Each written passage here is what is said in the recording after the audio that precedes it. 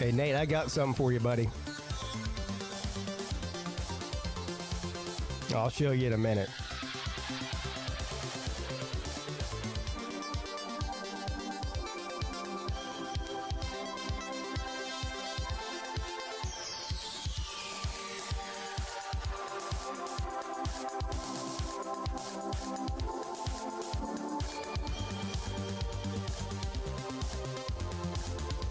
I'll show you what you missed out on in Vegas.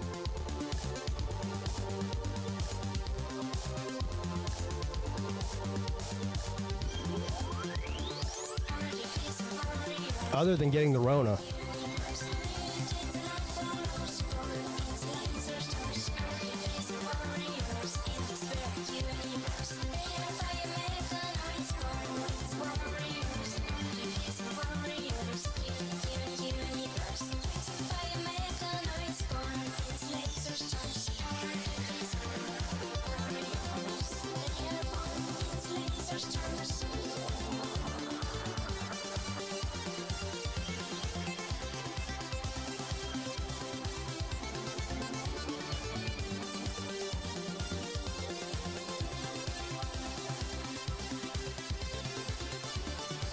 Oh yeah, happy Groundhog Day to everybody.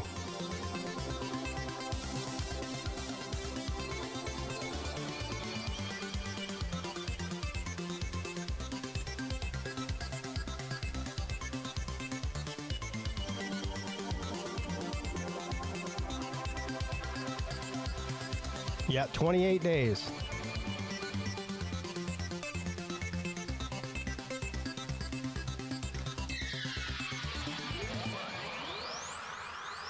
I just ordered the last piece of my costume this morning.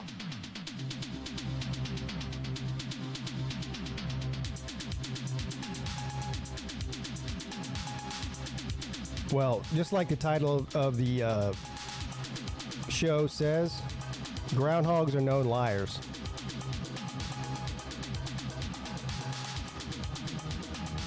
I don't trust them.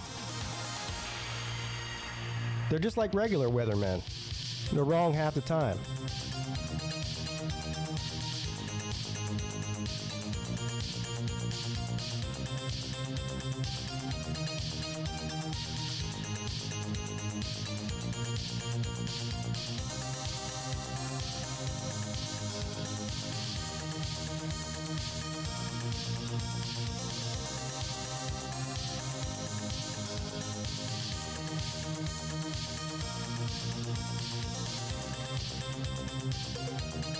How was Southwest Airlines?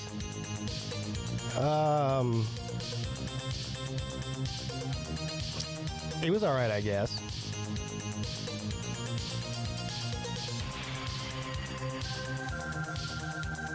I mean, I'm not a big fan of no assigned seats, but I beat the system.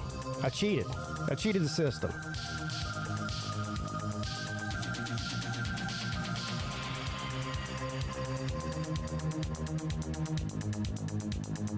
I was basically like the Tennessee of Southwest Airlines passengers. I cheated.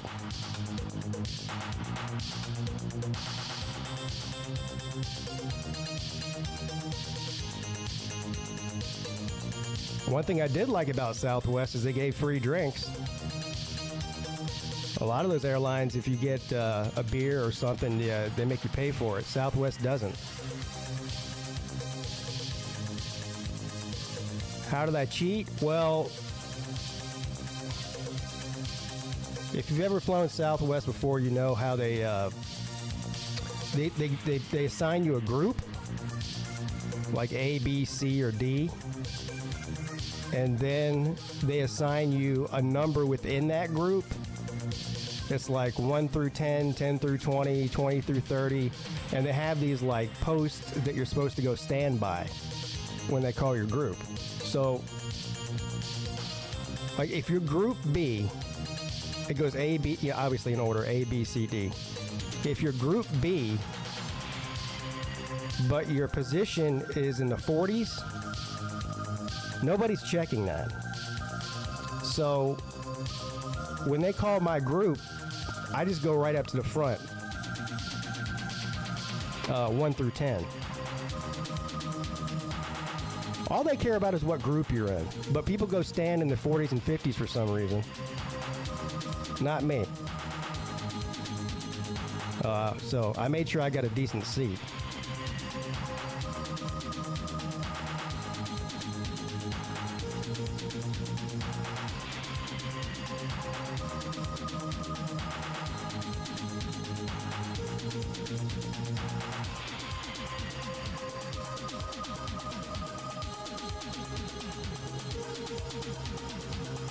The best thing about Southwest Airlines is the fact that you don't have to pay for luggage. I checked 2 bags, and I had my carry-on, and I didn't pay any extra. Oh, that's the main thing. Because I know like Delta and American, they charge like $50 or $60 to check a bag.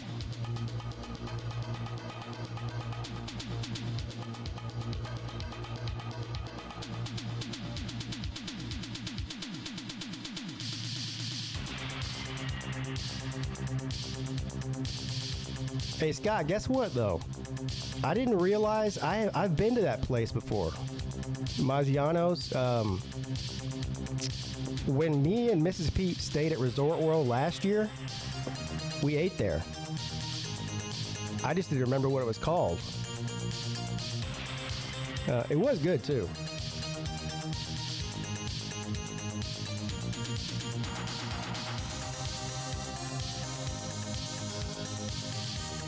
All right, Nate, check this out, Nate. Nate, check this out.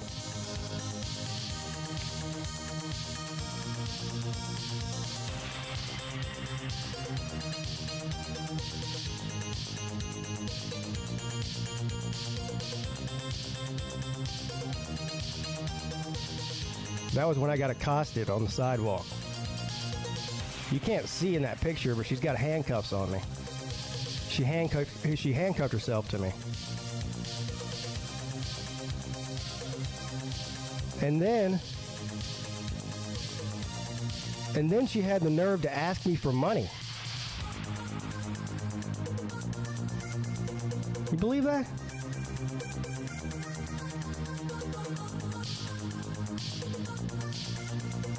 I gave her $10.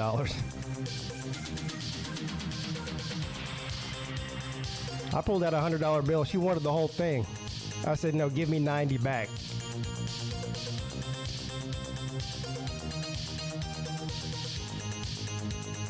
Of course, she had her friend with her. Her friend said, I want $10 too. So I gave them both $10. So this little picture right here. Oh, and they spanked me too. With that little paddle. But, so yeah, it cost me $20.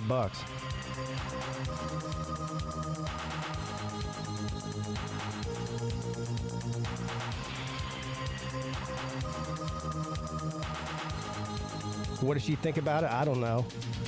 It's not like I asked for it. I mean, she's walked right up to me and grabbed my arm and put handcuffs on it. You know? Wow, look at this. This is at the Golden Nugget, the world's largest Golden Nugget. That thing weighs 66 pounds. Which I don't know what that's worth. I don't know what gold is trading at right now. It's a lot. Let's put it that way.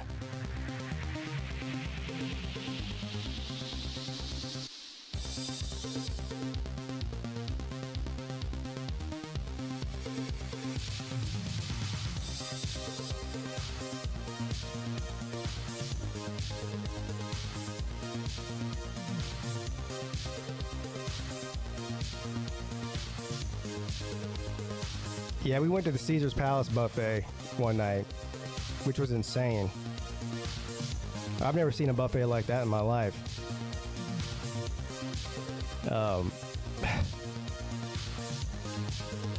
Listen, you haven't lived until you've seen Hufferbilly Paw eat crab legs. That was the most insane thing I think I saw the whole trip. He eats crab legs like a normal person eats chicken wings. He gnaws on the crab leg like it's a chicken bone. Wild.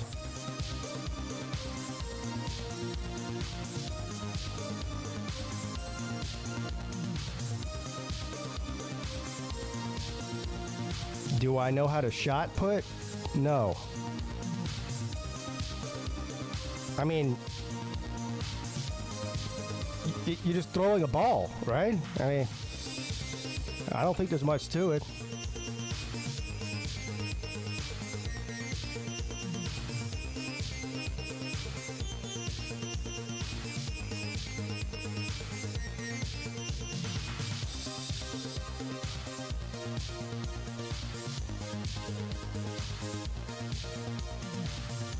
I can learn how to shot put in less than 5 seconds, all right? If all I have to do is watch somebody that knows what they're doing do it, and then I can just copy that. I mean,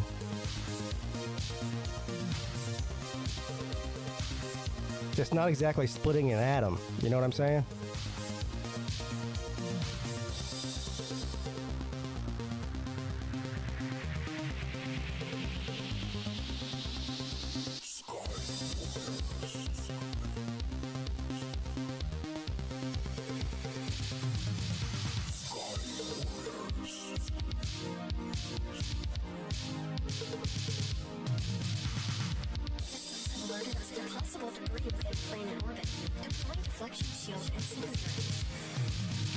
What's up, Stingray?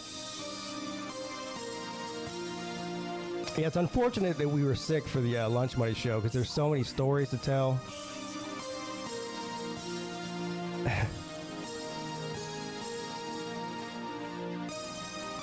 Poor Paul.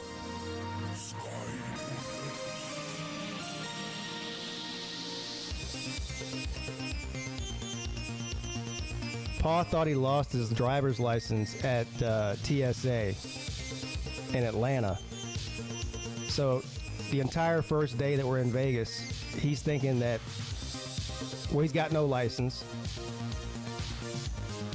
And he's trying to figure out how he's going to get back home because obviously you need an ID to fly, right?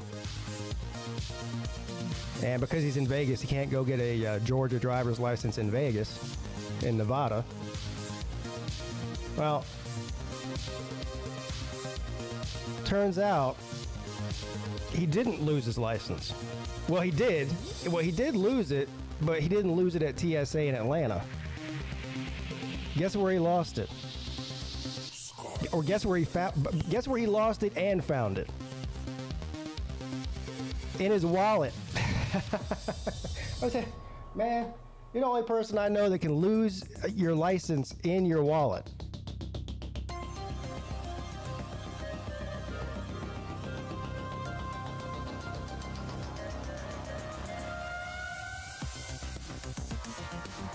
Let the big dog eat.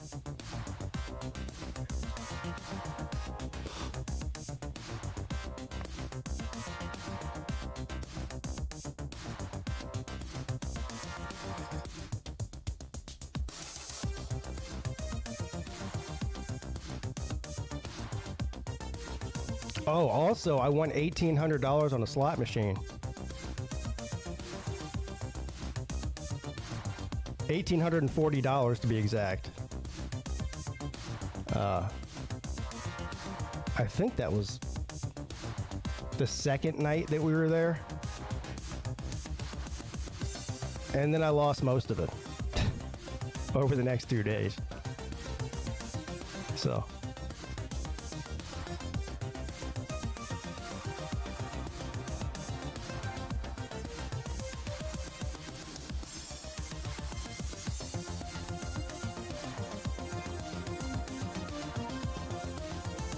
Oh, before I forget, let's turn this off. It's starting to get on my nerves. It was fun while it lasted. Before I forget, not only is it Groundhog Day, but guess what else today is? Yeah. Today's my 17th wedding anniversary. Yeah, I've been married to the beautiful Mrs. Peete for 17 years. Can you believe that she's put up with me for that long? So happy anniversary, Mrs. Peete. I love you. Yeah, we got married on Groundhog Day.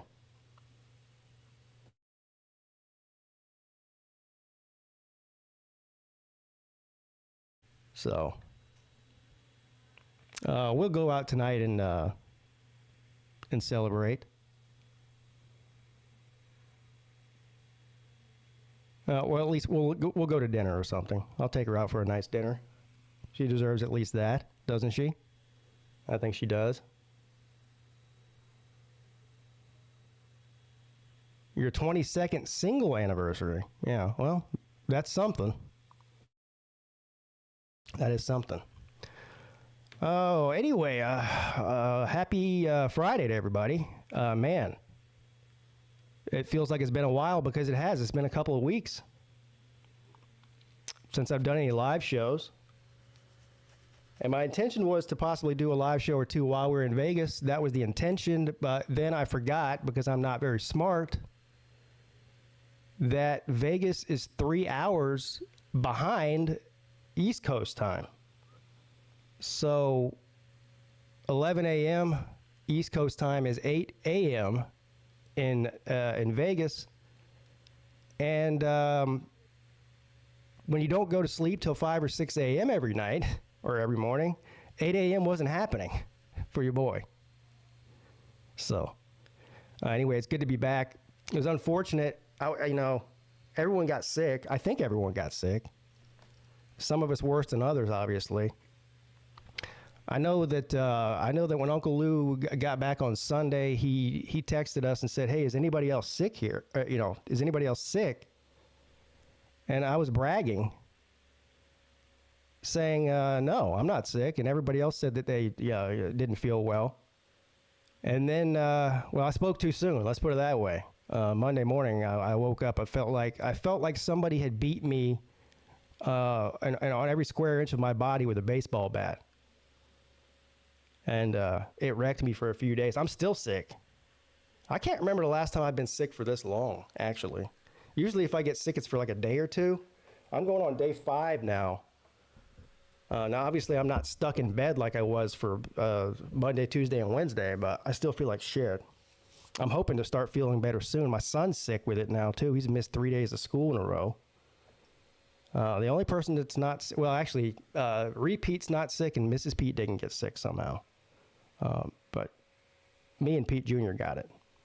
I did not take a test. I don't know what it is. I don't know if it's the flu or what. Either way. That put me on a hiatus for the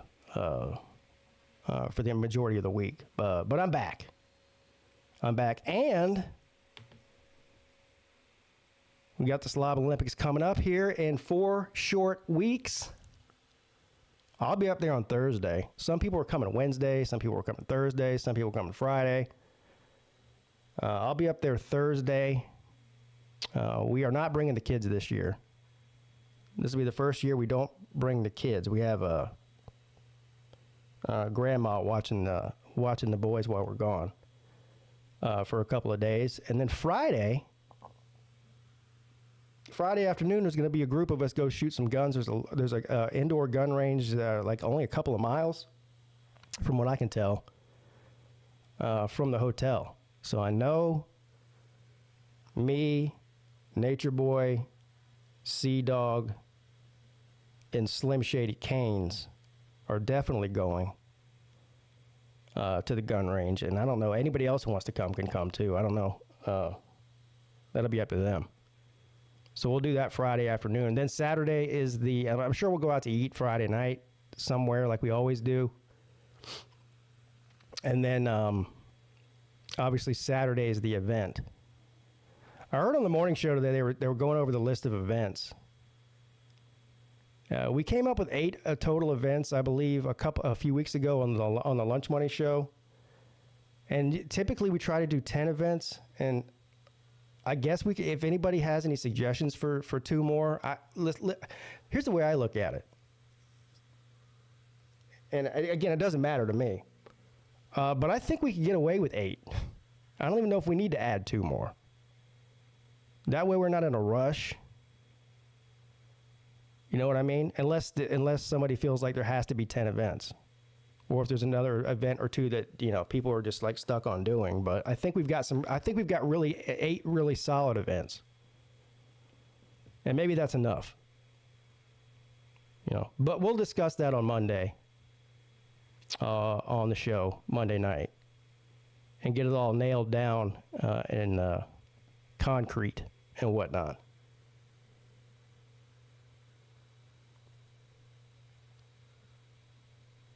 If there's a pizza delivery guy, Lou will come to the gun range. He said he ain't got no interest in it. So. Which is fine.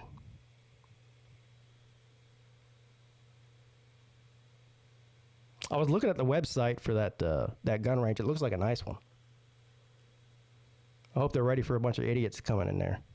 You know.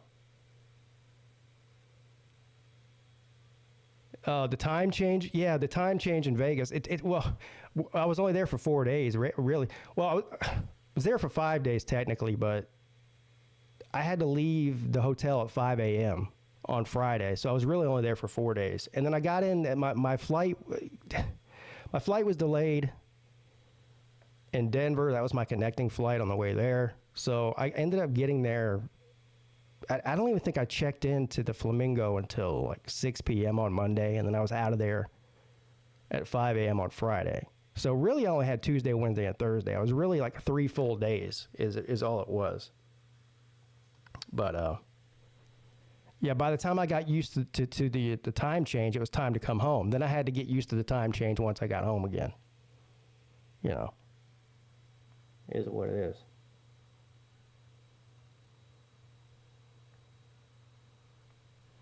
Yeah. Yeah. Honestly, though, I was ready to leave Vegas by Friday. I'm not as young as I used to be.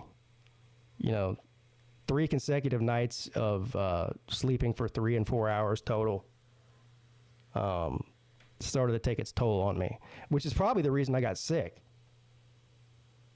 I was worn down. You know.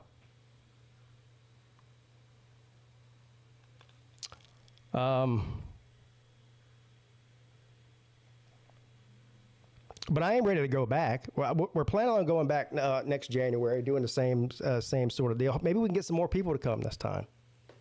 You know, I don't know about Colby's situation because Colby's getting married next year.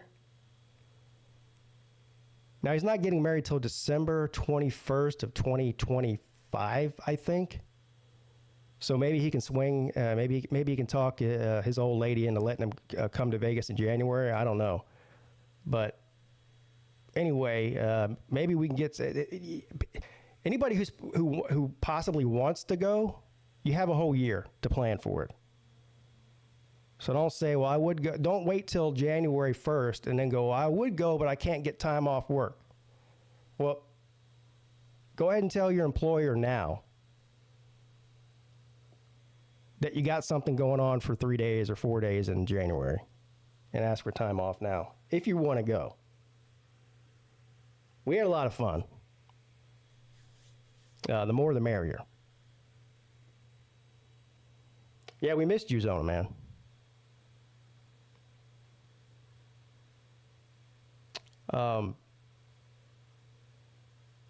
I was going to play the video of that stupid groundhog who's a liar, Punxsutawney Phil, from this morning, but every single video that I can find of it is a verified news channel, and verified news channel, they're the ones that will take your video down if you play their shit. You know what I mean? It's like ABC and Fox and CBS and all those news networks. So I'm not going to play that. But he did predict an early spring, which means there will not be an early spring. Because he's always wrong.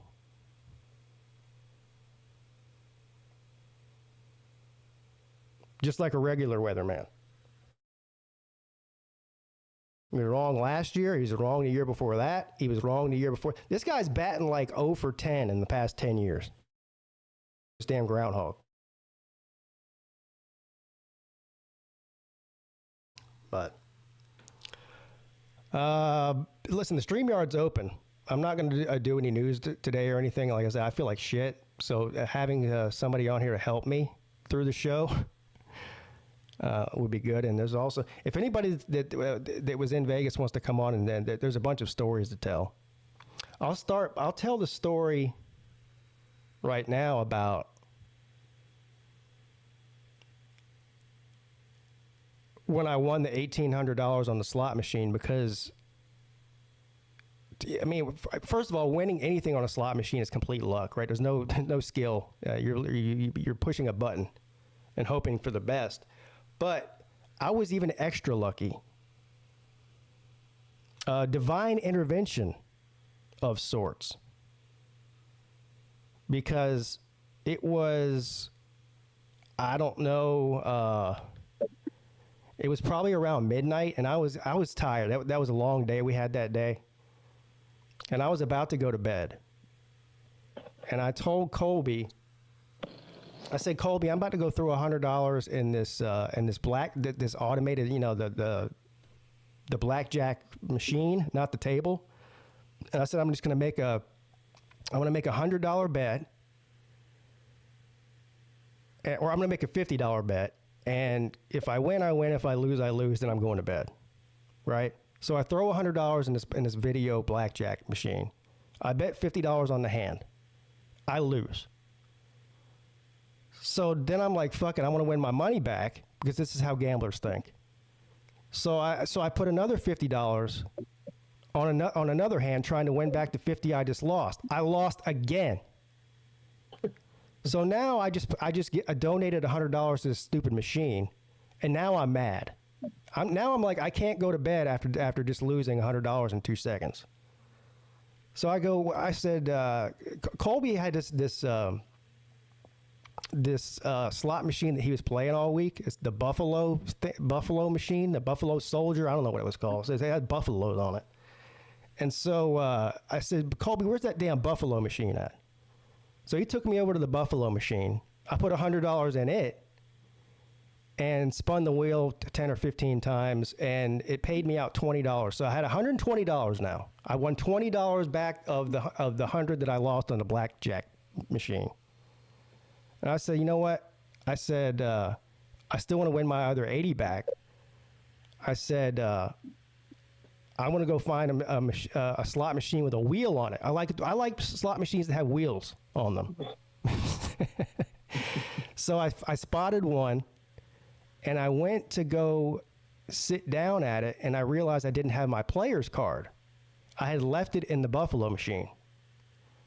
So I go, Colby, can you go grab my my player's card out of the Buffalo machine, and I'll be right here when you get back, and I'll play this Wheel of Fortune machine or whatever it was. And he goes, okay. So he goes off to get my player's card for me. I sit down in front of the Wheel of Fortune machine, and I'm about to put my $100 in it, and something told me not to. So Colby comes walking back with my player's card. He goes, here you go. I go, I don't feel right about this machine. I'm getting a weird feeling. I'm not going to put any money in this. I said, let me go find another one. So I got up, walked, and found another sort of Wheel of Fortune type machine, and sat down and put the $100 in there. And on like the 5th spin, I hit the jackpot. Talk about luck. That's pretty awesome.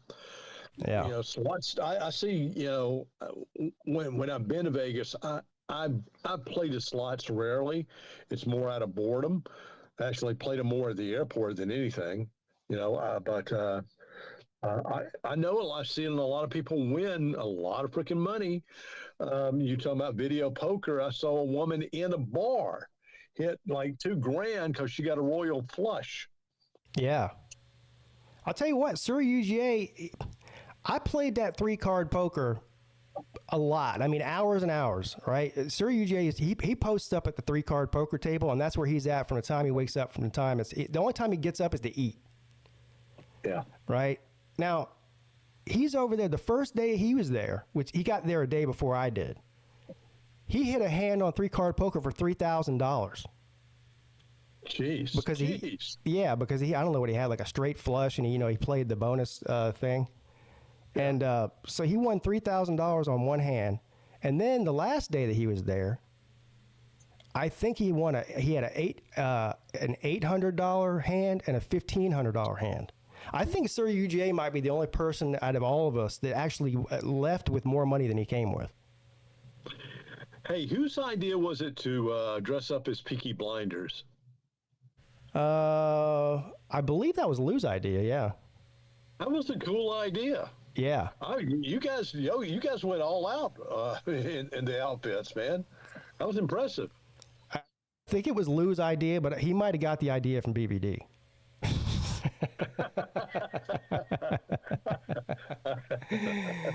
I'll tell you what, I bet he did. Sure. We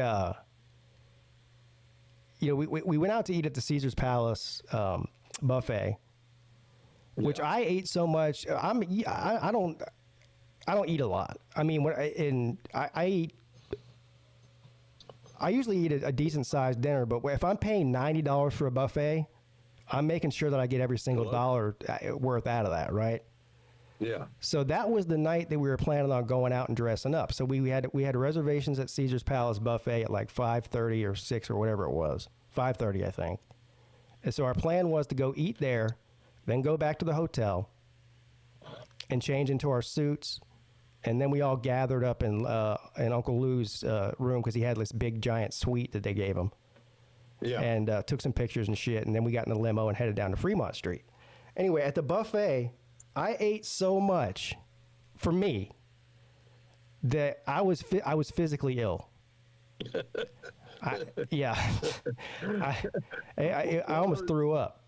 When you're at one of those buffets and you got all this variety of like prime rib roast and all this seafood and et cetera, it's hard. It's very tempting, and it's hard to give up too.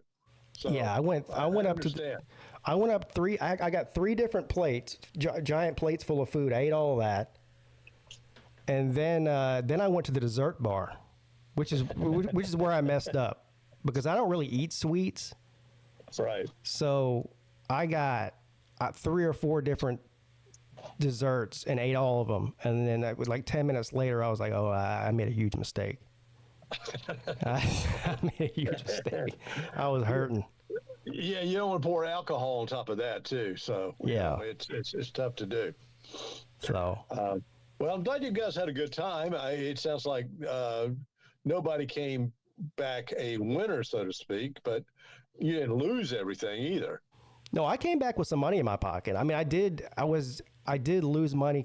I took a certain amount of money to gamble with, right? Right. And I came back with some money in my pocket. Now, I lost some money overall, but I was happy that I didn't come back with an empty wallet. So that was a win for me. Yeah. Yeah. Well, I heard Luke say that, he won at Caesars, but couldn't win at Flamingo at all. That last day that we were there, so everyone left on Thursday except for me and Lou. We were the only ones there on Friday. No, everyone left Thursday, early Thursday, so we were the only ones there for all of Thursday and Thursday night. I couldn't lose Thursday. Everything I bet on, I won. Wow. Yeah. Well, for the majority of the day. Right. From the morning throughout the afternoon, everything I play. If I put money in a machine, it paid out. If I went to a table game, I won. I won $400 on one spin on a roulette table. I was feeling good about myself. I should have quit then, But when you're on a hot streak like that, you just keep giving your money away. Right. So that night I lost some of it. Oh, I did win a bet on a basketball. I bet an NBA game. Really? Yeah. What NBA game? What game did you bet? It was the Lakers and the Bulls. And who'd you pick? I picked the Lakers. It was -6. And they won by 8, I think. So I won that. Now, Uncle Lou won, too. He bet the first half and won. But talk about a depressing scene is the sports book at midnight in a casino. You got guys in there that were fucking sweating over tennis matches and horse racing. I was like, man, these people are down bad. You're sitting there and like, if you're betting on tennis, man, I mean, you might want to reevaluate your life. I don't know. Yeah, really. Yep. Next is pickleball, Yeah. Damn. Well, yeah, it's a great foodie town, great places to go eat, great places to go see entertainment, all of that. But it does wear you out. I think 3 days max is the maximum for a Vegas trip. Yes, Amy Scott. So what do you think about the Strat? You were telling me about how the Strat has a great buffet. So. Well, it doesn't anymore. It used to. I will tell you this about the Stratosphere. It's very, at the very end of the strip, and there is almost like a demilitarized zone between the Stratosphere and the strip. Between going to the Frontier gift shop and the Stratosphere, that's spooky as hell because I walked it one night, sadly. But my boss was cheap, so we stayed at the Strat. But when we went through the financial crisis in 07, 08, Goldman Sachs picked up the Stratosphere and totally remodeled that place. And the Stratosphere is nothing to sneeze at now. Stratosphere is a nice hotel. Yes, it's not convenient for everything else.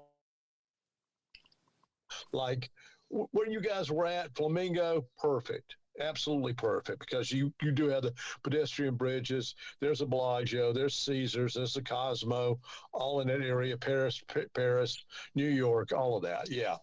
So I think you guys were wise in picking the hotel, where you stayed at. If you want to get the strip experience, absolutely. Yeah, I like the Flamingo. It's and Huffer Billy Paul was complaining about his room. I guess he got one of the old rooms that they didn't remodel yet or something, because. Right. He came in my room and he was like, man, your room is way nicer than mine. But I don't know. First of all, the only time I spent in my room was sleeping. I never even turned the TV on in that room. I went up in the room at the end of the night. I laid down and went to sleep. I woke up, took a shower, and got out of there. Like, I never spent a single minute in my room other than getting dressed and taking a shower and sleeping. That's it. And that's what most people do in Vegas. Yeah. It's just a stopping off point to take a nap or sleep a little bit and then, carry on. Absolutely. And we ate at that, the Bugsy Steakhouse or whatever it is, Bugsy and Myers. Yeah. That was, I think, Tuesday night. And it was very good, don't get me wrong. I mean, but it was, well, I got well, first of all, they had their special that night. I think only one person got the special. I think Sir UGA got a special. It was an 8-ounce filet mignon, a lobster tail, and a Caesar salad for $130. That was their special. Wow. So I got the dry aged bone-in ribeye. It was like a 16-ounce bone-in ribeye, and that was $90. And they don't come with any sides. Wow. So all I got was the ribeye and a Caesar salad. The Caesar salad was $25.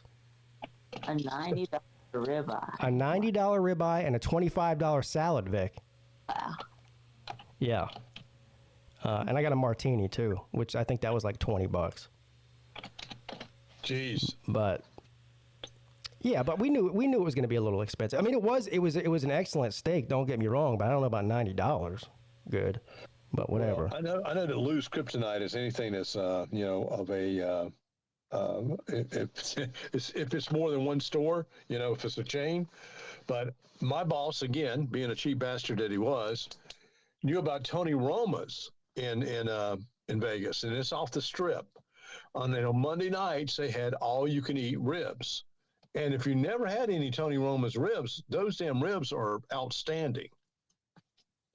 So there's little places here and there around Vegas that not necessarily on the Strip that you can find. And you ask the locals, if you're looking for something in particular, you ask a local and they'll point you in the perfect direction to go to. Yeah. Well, the best part of it.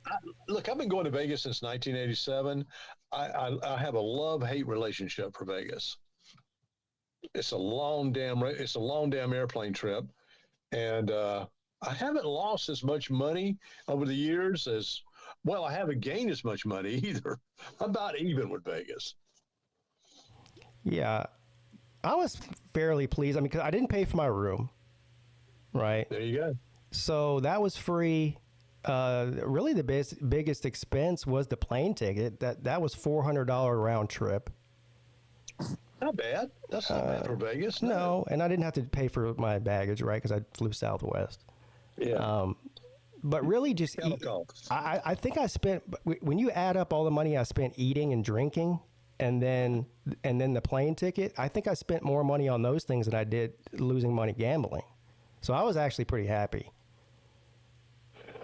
Yeah, you could spend it on food and drink pretty damn quickly. Yeah, nothing out there is cheap. No, nothing's out there is cheap at all. Yeah, I loved. I know that Lou mentioned it too. That you guys went to the Cosmopolitan. Yes, it does feel like a younger hotel in there, but to me that is one swanky hotel. I love the Cosmopolitan. Yeah, we just sort of like the last day I was there. I said I told him, I said I since it's my last day here, I want to walk down to the Cosmo and the Aria because it's only like a 15-minute walk to get there from the Flamingo. Mm-hmm. I said I just want to see them because I've never been in them. So we kind of just walked through them and then came back. We didn't really spend it. We didn't gamble in there or anything. Yeah, not a big gambling area in the Cosmo, but just the whole hotel aesthetic is really cool, man. That's a very cool hotel. Yeah. Yeah. Caesars was cool. We spent more time. I think out of anywhere other than the Flamingo, we spent more time in Caesars because it was right across the street. You walk out of the Flamingo, you walk not even a quarter of a block down, and there's a breezeway that goes over the road that you walk right in the front door. So it's like a 5-minute walk. Yeah. To get there. Yep. And Caesars. Yeah, I love Caesars too. Caesars is cool. Yeah, I know all you can do too is walk a hell of a lot in Vegas, especially on the Strip. If everything is within 10, 15, 20 minutes, I think the train there, the rail there is just worthless. I don't know if you've ever used it, but it's worthless to me. The monorail thing? Yeah, no, we didn't use it. Yeah. Yeah, now it might be better now because they tore down the convention center tore down the Riviera. I'm sorry, to build more onto the convention center. So maybe that being close to a convention center, if you had to go to a convention, which I did every damn year, it was ideal for that. I'll tell you what, when we took the limo ride down to Fremont Street, yeah, the limo driver, she goes, I'm going to drop you off. There's a new hotel on Fremont Street called the Circa Hotel and Casino. She said, I'm going to drop you off at the Circa. You can walk through there and it'll bring you out at the beginning of Fremont Street. So you'll have the whole street to walk down. That place is unbelievable. The sports book in that place is, it's the size of like a Publix grocery store. It's huge. There had to have been 500 seats in there. And they had these, 20-foot wide screens up on the wall. And I'm talking about a dozen of them. That's how big it was. Mm. And they had this one bar in there. The bar had to have been 200 feet long. Wow. There must have been 20 bartenders back there.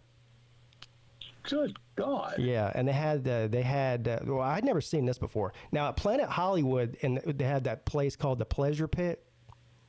where there's girls that are dressed in like lingerie dancing while you're playing poker or whatever. So that's in Planet Hollywood, but at Circa, the dealers are the dancers. So they get up on the table and dance, and then when they're done dancing, they go down and deal. And the other thing about the Circa is it's adults only. There's no children allowed in there. They can't go in there. They can't stay there. So, but I have no idea. I don't know if that's an MGM property. I don't know if it's an independent property or what it is. But it looks expensive. I do know that. I would stay there, but I'm sure it's expensive to stay there. Yeah. Well, I don't know who brings their kids to Vegas. Well, a lot of people do. A lot of people. Circus is where they go to. Yeah, right. Sadly, that's become the family hotel, and a lot of people bring the kids to Vegas. Yeah, I mean, if you got kids and you want to go to Vegas and you don't have somebody to watch them for a week, you got to bring them. Right. Yeah, Lou said that Circus is a shithole. Well, I've never been inside of it. A huge shithole. But it looks like a shithole from the outside. That's for sure. Yeah, I mean it's very much a shithole. But now again, you can't judge a book by its cover, as they say. Supposedly, it has the best steakhouses in Vegas, in the Circus. Really? Like for dry aged beef, dry aged meat. Oh, that's awesome. Yeah, guys. Yeah. We I have eaten there before, and it was good. It was great. Small place too. We did not. I know everyone was very curious about us going to the Resort World where the porn awards were. We did not ever go there. Oh, sad. Yeah, we never went into any on the streets. I would think they'd be on Fremont Street. Well, there was plenty of hoes in the casinos late at night. That's for sure. I saw a couple of guys got walked over to the ATM machine by some girls. I said, "Uh-oh, I see what's going on here." That's just sad, man. It's so darn sad. You know what happens next, right? They're going to bring them up to their room, right? Yeah. Oh, Lord. Look, I got to make a phone call. I'm glad you're back, Pete. I'm going to call you later. I got a question to ask you. Yeah, okay. Okay, man. Talk later. All right, see you later. Bye. So, 28 days. Yeah, I know. You've been counting down since the last one ended. I know. I'm basically the official countdown or whatever. Yeah, you're like Zona. You know how Zona Tucson counts down to football season? You do that with the Slob Olympics. Baylor, man. Yeah. Oh, yeah, Baylor, man. What did I say? Zona? Yeah, Baylor, man. Yeah. I'm just taking a little break because I asked my coworker if I have anything, if they want me have it. Let me elaborate. I asked my coworker what you want me to do to keep busy, and and they said right now we don't have for you anything to do right now, so take a little break and then go back to work. So I'm taking that little break right now. So you're on one of your hour-long breaks, like normal? No, I already took my lunch break, but this is like maybe 5 minute. So I'm here on for 5 minutes. Okay. Well, I got some news for you, Nate. Oh, well, what is it? It looks like we thought originally when we scheduled it for the March 1st through 3rd that we might avoid college spring break, but I'm not so sure that we're going to. What's that? What do you mean by that? Well, do you know what college spring break is, right? I'm not in college, but no. Well, they get a week off from school, and a lot of the college kids go to beach areas. Like Panama City is a very popular one for spring breakers, Okay. and they come down there and party and get wild for a week. Okay, what are you thinking? I'm thinking they might be there when we're there. Some of them. Oh shit. That's my good chance. Spring break. Yeah, I don't know. I don't know if that's good for you or not. You know, I not to be the one that will be, you know, oh my God, there's a hot girl. But no, I won't do that. You gotta control. Yeah, you gotta contain your. Yeah, Control your. that's what I'm gonna try to do. But if it hell breaks loose, yeah, there's no holding me back. I don't know. Nate, what would you have done if this girl came and grabbed you and handcuffed you like she did me? Just play it normal. Just play it normal? Yeah, just go with the flow. Yeah. Yeah, she saw us coming from a mile away. You should have seen these hoes sprint across the sidewalk trying to catch us. Mm-hmm. And as they're walking up to us, I'm trying to look the other way like I don't see her. And she goes, "Which one of you boys has been a bad boy?" Right? And of course, Uncle Lou points at me. So she grabs me and handcuffs me. Yeah. And then she goes, take a picture, right? And as he's taking the picture, she goes, "Oh, just to let you know, we work on tips." Mm-hmm. I go, "Okay." You gave her $10. Yeah. I pulled out a $100 bill. I said, "Give me 90 back." She goes, "Well, I was hoping that me and my friend could split it." I go, "Well, you can hope all you want." Giving you $100? You crazy?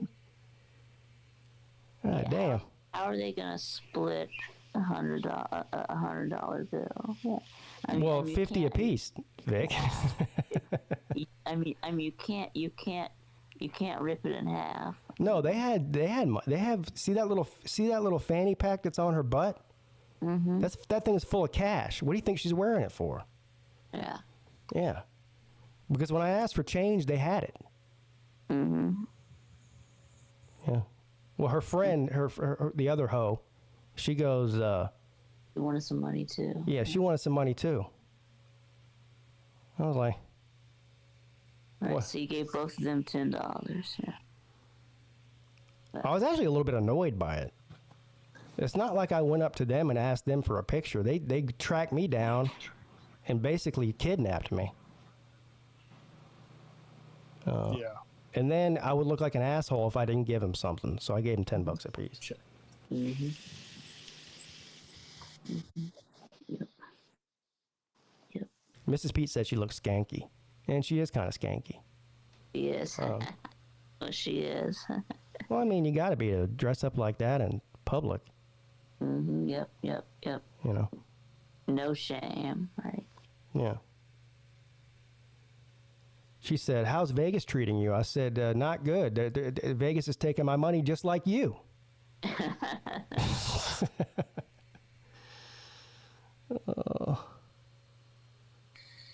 Anyway. Yeah. Shake a cheek, yeah.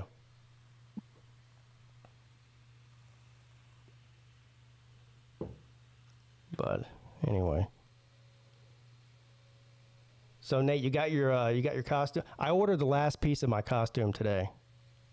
Mm-hmm. That's good. That reminds me. Sort of like BVD invented, the internet and the Slob Olympics and everything else. I invented Slob Olympics training videos. Mm-hmm. I was the first one to ever do one, and I've done one every year. Last year I did. Was it last year? I think it was last year I did 2 of them. Yeah. You did. I only remember one of them. I just remember the one you going in the water with a boogie board. But yeah. Yeah. So I don't claim to have the best training videos. Sea Dog's done some amazing ones. There's been some great ones. But I was the originator. And also, I was trying to decide if I was going to do one this year, and I still might. I don't know. But it's going to be hard to top the one that I did at the beach last year with the drone. Yeah. So I don't know if I'm going to do one or not. Also, if I do one, that will reveal my costume. and I don't know if I want to do that this year. I think I might want it to be a surprise. Well, didn't you reveal your costume last year in your training video? Yeah, every year I have. Okay, so what's wrong with revealing it in your training video this year? Well, I think I just might want it to be a surprise this year. Well, I mean, maybe you could do a training video and not wear your costume. Well, that wouldn't be any fun, would it? Hey Pete, Yeah. what was out of the two? Did I make two Sob Olympics training videos like separate years? I think. Yeah, I think I did. I don't know. Or did I do one? Yeah. Say what now? I was saying which top two or the top or. Huh? Let me brief real quick. What was the funniest training video out of all the training videos I saw? Like, What was the funniest one? Yeah, like from last year. I don't know. Because I don't. I know you watched mine. Yeah, I don't really remember. Yeah. Yeah, I have a bad memory. I know Sea Dog's done some funny ones. Yeah. Sure. Yeah. Yeah, I did one. Yep, Nate did one. Yeah. Yeah, that's on my other channel because I have my new. Dog, yes, the dog, and Rec made one. Together. Didn't they do one together? I think. I don't know. Yeah, they did. Yeah. Okay. What was the highest minimum hand at a table that I played? A $50 hand of blackjack, probably. Yeah. At Caesars, Lou had all the luck at Caesars. He couldn't lose. I was the opposite. I was winning at Flamingo, but I couldn't win at Caesars to save my life. So I sat down. Me, Lou, Sir UGA, and Huffer Billy all sat down one day at a $50 minimum blackjack table. I bought in for $200. I was out of money in like less than 5 minutes. So, but there was a couple of hands of 3-card poker where I was betting high. I was betting $125, $150 per hand.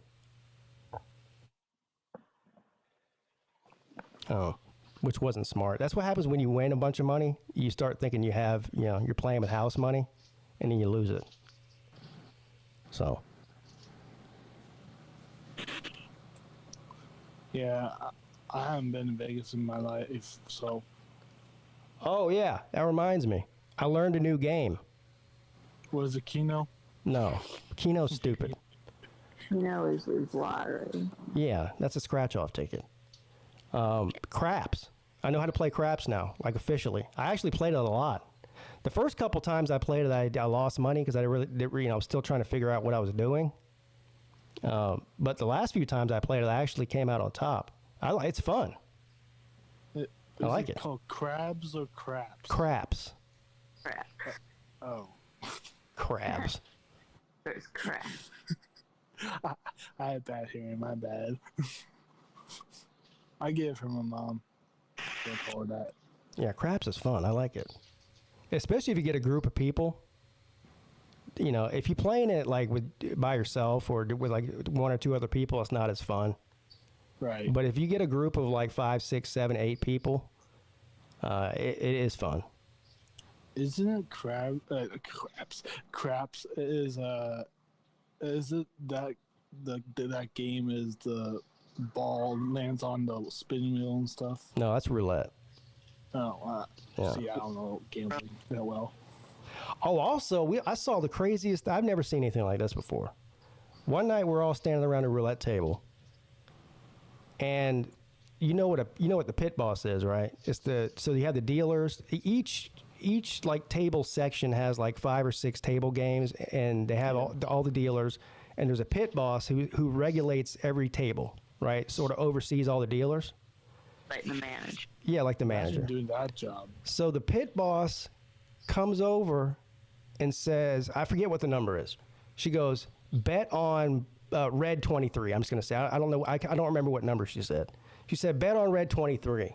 So this guy puts down his chips on red 23. Red 23 hits. She then goes, now put it on black 22.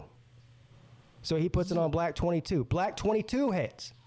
How did Is she? it bingo or something? Then she did it a third time, and it hit a third. She guessed 3 straight numbers in a row. Oh my god. Hashtag. Yeah, it's not rigged, and she's not the one spinning the marble either. She's just the pit boss. So basically, it's kind of like bingo, but it's not. I mean, the chances that anybody on Earth picks 3 straight numbers on a roulette table that hit, that's, I mean, like you have a better chance of winning the lottery than that. Yeah. That's insane.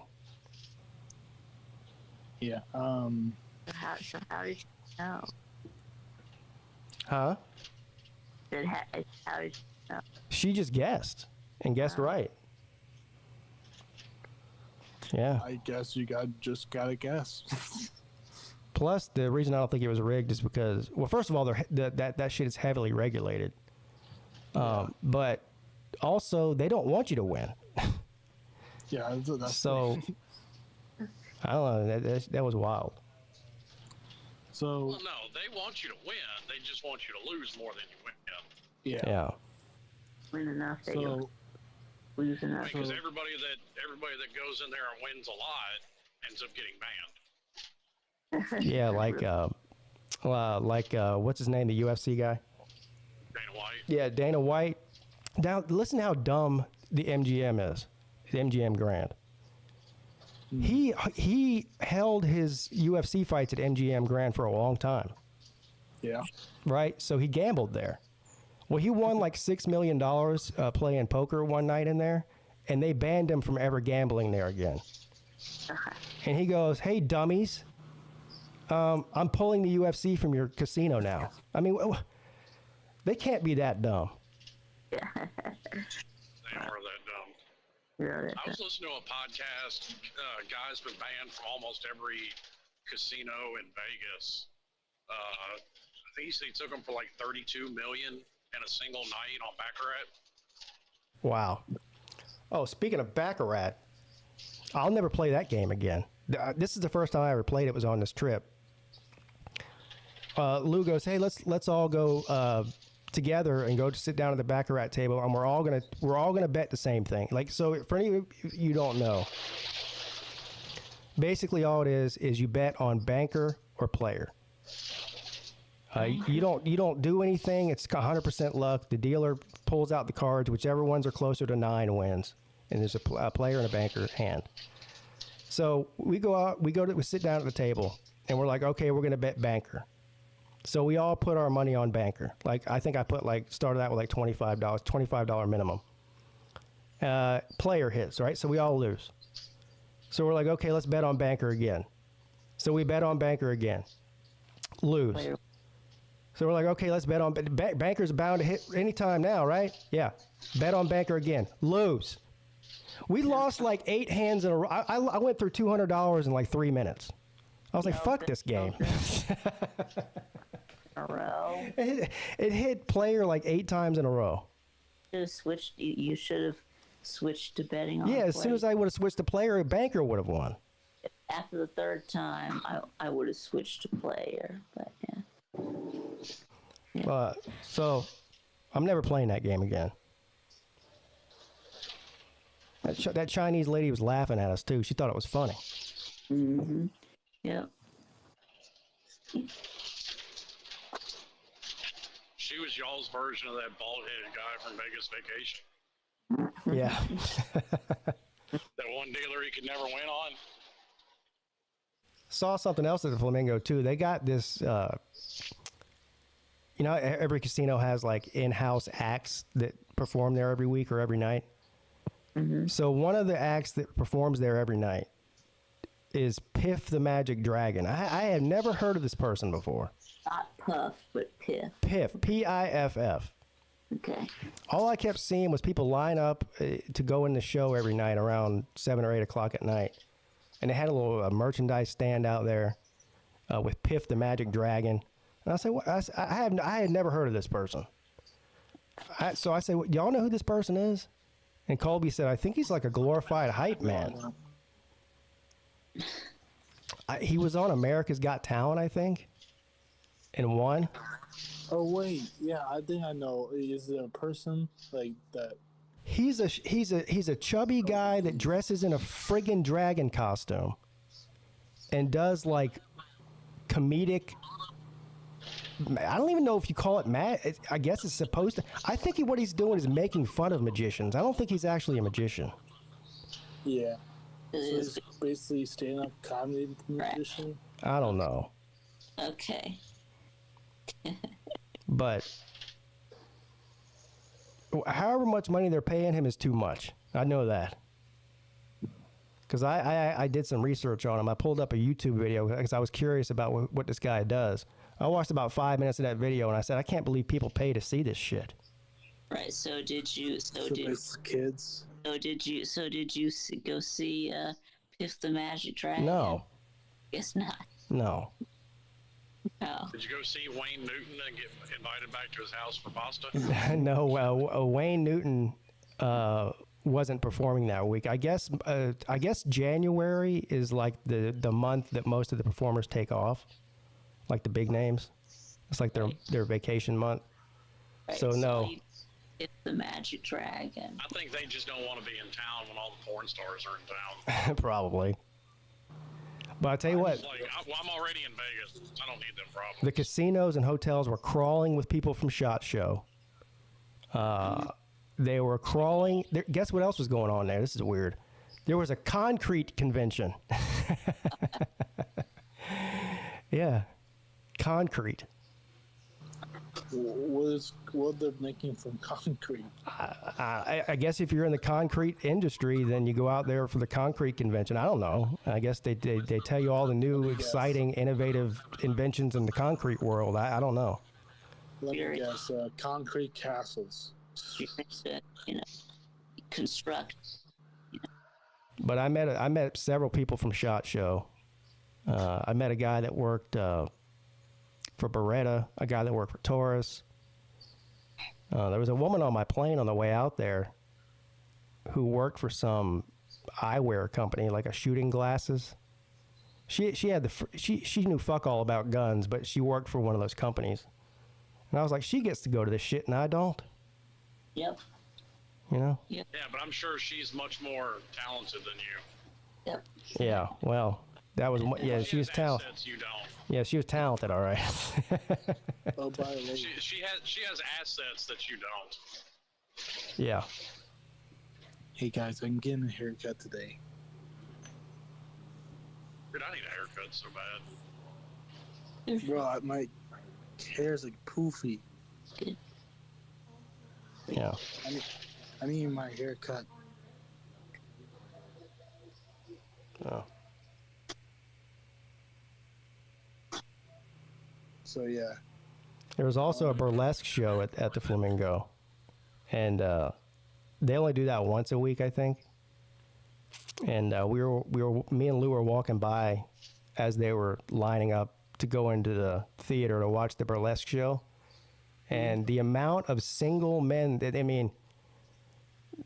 guys that were going into that show by themselves was creepy as fuck. I was like, I could see if you like take your wife or your girlfriend to go watch the burlesque show, or maybe like a large group of guys to go in there and laugh and, make it like a funny thing. But if you're just like a single dude and you're paying $100 to go watch these girls in this theater, that's just creepy. You know? I don't Hey, be glad you're not the guy mopping the floor afterwards. Okay? Yeah, that's gross. I wouldn't do that. So like I said, be thankful. You could have that job. I've never been to the show before. I guess they get topless in there or something. I don't know what they do. Yeah, well, yeah, I guess it's a Oh, strip. y'all didn't go? No. Uh, Now, Strip. I would go to the strip club too. Yes, we know, Nate. Well, that's kind of the point. If I was going to go see topless girls, I'd go to an actual strip club, not to a burlesque show. Yeah, right? Yeah. Well, I could go both. had a Star Wars in Atlanta. Yeah, Wait, you're saying there's a Star Wars themed AVN award? yeah. I saw the app Facebook, but yeah. Well, I'll tell you what, they try to get you to go to strip clubs out there because you walk down the street and every 5 feet, some guy that works for a strip club trying to give you a coupon for free entry. And with one guy was even like, "Hey, you guys want to go to the strip club tonight?" We're like, "No."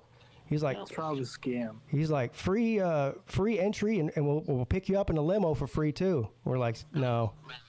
Yeah, you probably get killed for if. Yeah, free limo, free entry, but you're gonna spend $800 when you're in there, so nothing's free.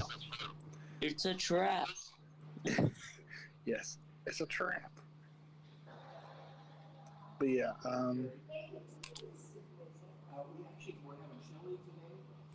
If I was 20 years old, I'd do it. Too old for that shit.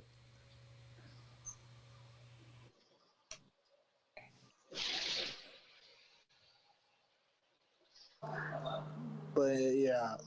Anyways, guys, hey Pete, thank you for having me on for a little bit. Well, and have y'all a good day. And yeah. All right, get back to work, Nate.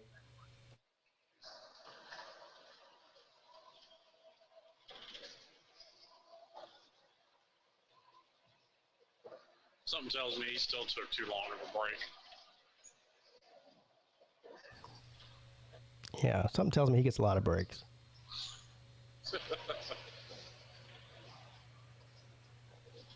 Anyway, what's happened in the world of college football in the past 2 weeks that's worth talking about? Oh, Tennessee's getting the death penalty. Tennessee's getting the death penalty. Jeff Hatley from the Boston College left to go take an offensive coordinator job at where'd he go? The Green Bay, Oh, I yeah, think. Green Bay, yeah. Not surprising. No, I think you're going to see more of that. Yeah. I really do. With the mess that's being made of college football, and then, like, Kirby Smart pointed this out, too.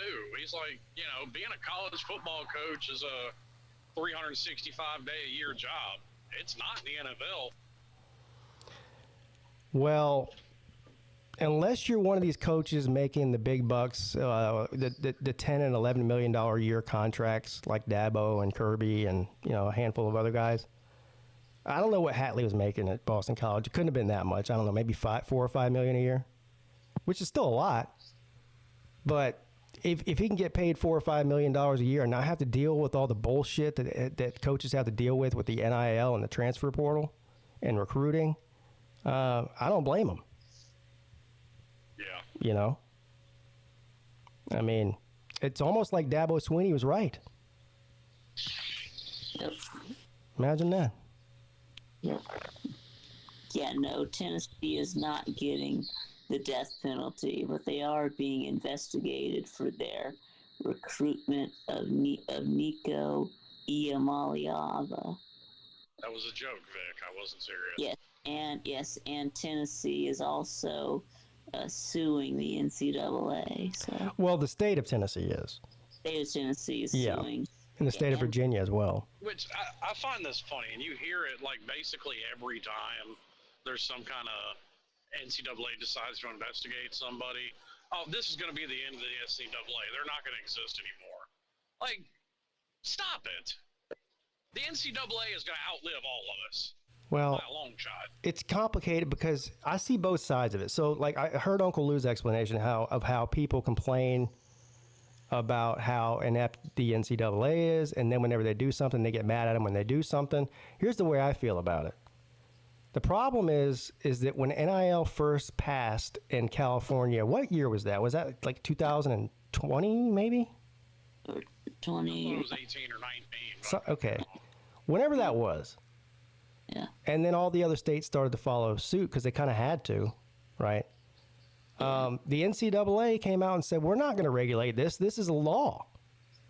So that was what opened it up to being what everyone's calling it now, the Wild West. Well, if you don't want to be involved in it, then don't be involved in it. But now they're regulating. Yeah, now they're.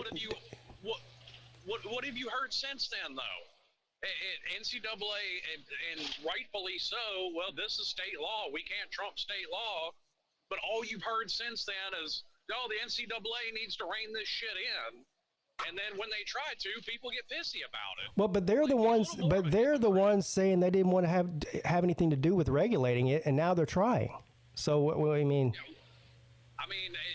They can't at the end of the day. Yeah, which is why they're getting sued. And I tell you what, they're going to. I think they're going to lose in court too. Well, yeah, because NCAA regulations don't trump state laws. Now, this is what happens, and I've maintained this position since the beginning. Don't get the fucking government involved with college football. It's gonna fuck it all up. And what happened? Well. Well, the government wasn't getting involved in college football. They were just getting involved in general with the name. It didn't really have anything to do with football. I mean, that ends up being what it's all about because that's the biggest sport in college. But it was more just about people's right to make money off of their name, image, and likeness. Yes. Yes. So, I don't know what's going to happen.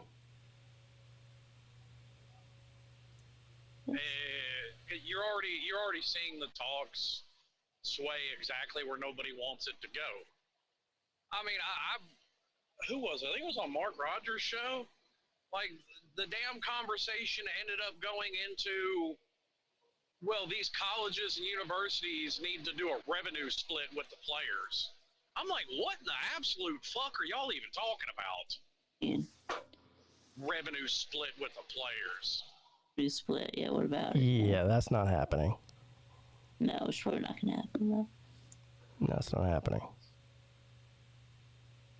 Well, you do have a whole group of people on one side of this issue that think,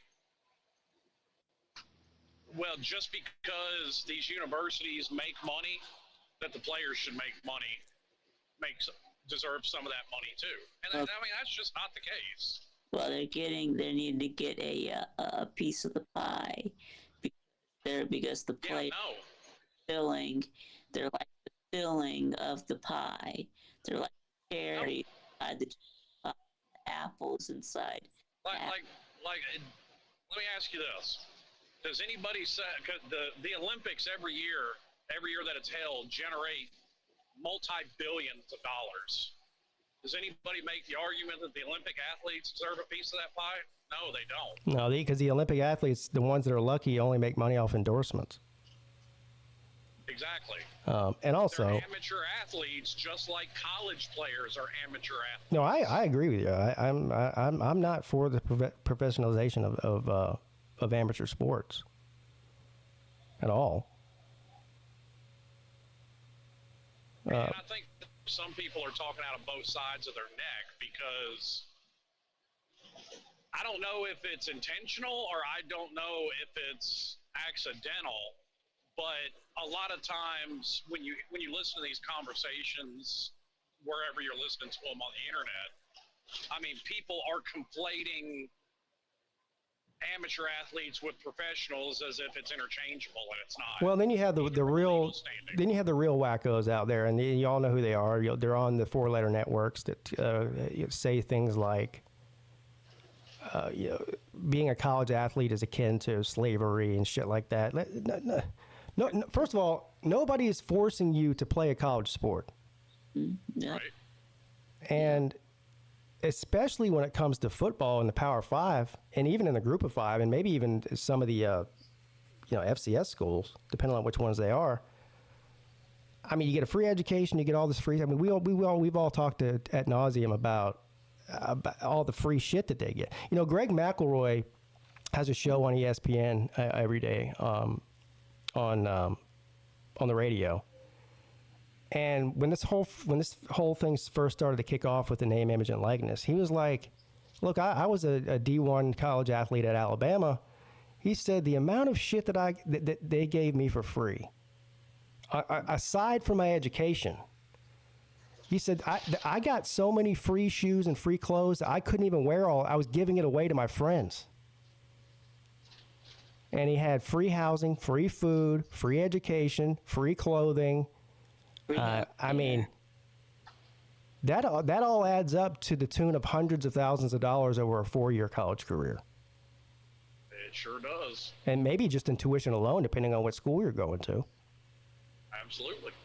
So, it's I'm not really feeling too sorry for the college play. Now, I do believe that it is wrong to sell a jersey in a campus bookstore with the star quarterback's number on the jersey, because everybody's buying that jersey because it's the star quarterback's jersey, not because they like that number.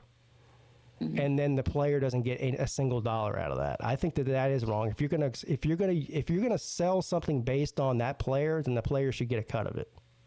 Yep. But that's and I don't think most rational people would disagree with that. Yeah. Yeah. I mean, I remember having that conversation with my uncle 20 years ago. Like, look at how, because we were talking about Miami, obviously, but,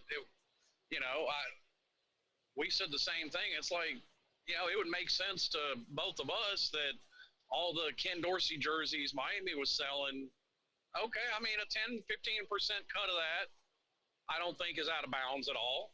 No. I also don't have a problem with, let's say that you're Trevor Lawrence at Clemson while he was still in school there. Mm-hmm. If he wants to set up a booth at the local apparel store and charge $20 for a meet and greet and a photo and an autograph, and people are willing to come pay to take a picture with him, then more power to him.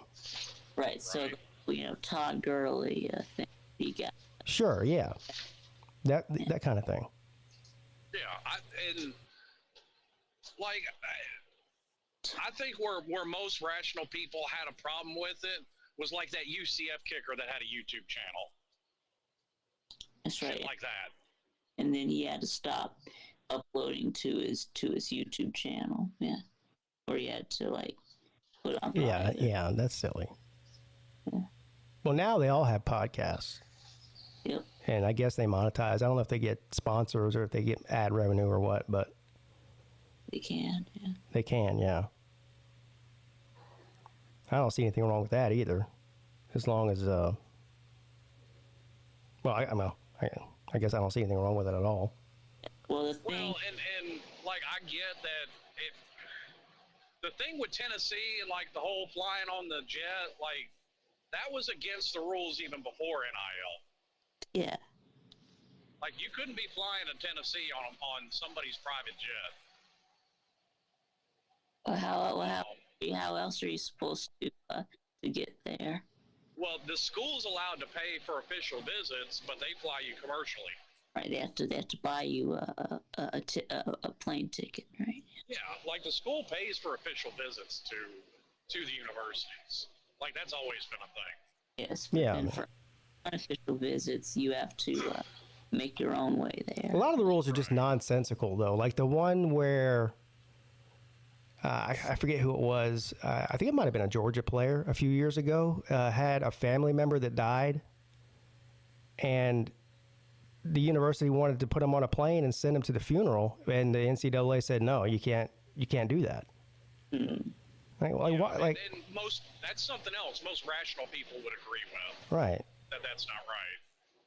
Or you had a walk-on at, I think it was Boise State. This was probably 7, 8, 9 years ago.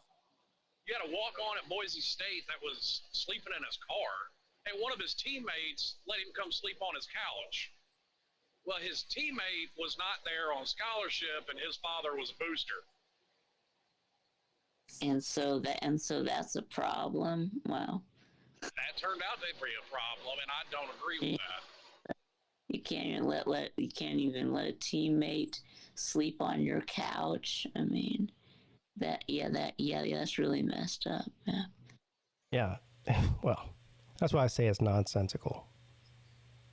There should be exceptions. Yeah, but I I do agree with the point. Like, everybody knew when Nico was in high school that he was getting an $8 million deal. Like, that was way out in the public even then. Yeah, we all knew that. And I am against NIL being used as a recruitment tool. It's not supposed to be. You're supposed to come in, play well, raise your value, and then you can get an NIL deal. Yes, me too. Yeah. I think that's everyone's. Well, I don't know. If a team is, or a university or a booster or whoever, or a company is dumb enough to pay a guy $6 million without ever seeing him throw a pass in college, then that's on them. I mean, well, and I tend to agree with you, but at the same time, it is against the rules, to my understanding, that you do that in high school. Like, you're not supposed to do that until after you've signed your NLI. There you go. Yeah. well, that's Dabo Sweeney's stance on the whole thing. Everyone says he hates the NIL and all this, which is not true. But when it comes to the transfer portal with him, a lot of these big name guys are going, well, there's 5 different big schools that want me. I'm going to go to the place where I can get the biggest NIL deal. There you go. Right. And Dabo Sweeney says, yeah, we'll get you an NIL deal once you commit here and enroll. Yeah. But I'm not offering you an NIL deal just to get you here. Yeah. And so that's why he hasn't got any. I mean, they've offered 3 or 4 guys this season, and all of them chose to go somewhere else because they got NIL deals. A promise. Think that you should be. And I know for a fact that Miami does shit the way that I don't particularly like. So I hold the same standard for them. I think they should do it the way it's supposed to be, not the way it's done. Well, this is what we were afraid was going to happen, and it happened. I mean, to me, in this situation, the NCAA is kind of stuck in a catch-22. Damned if you do, damned if you don't. Because what can they really do with it being state law? But then everybody's like, well, this shit can't keep going. And everybody's looking to the NCAA. But nobody wants anything bad to happen to them. So everybody's going to sue the NCAA whenever they come after them. The only real answer to it, I believe, is all the Power 5 conferences come together and basically secede from the NCAA, form their own organization that governs the rules. Now, it still has to be within the state laws and all that, but hire or appoint or whatever, or elect or whatever they have to do, a president and somebody that can make decisions and not take 2 years to do it.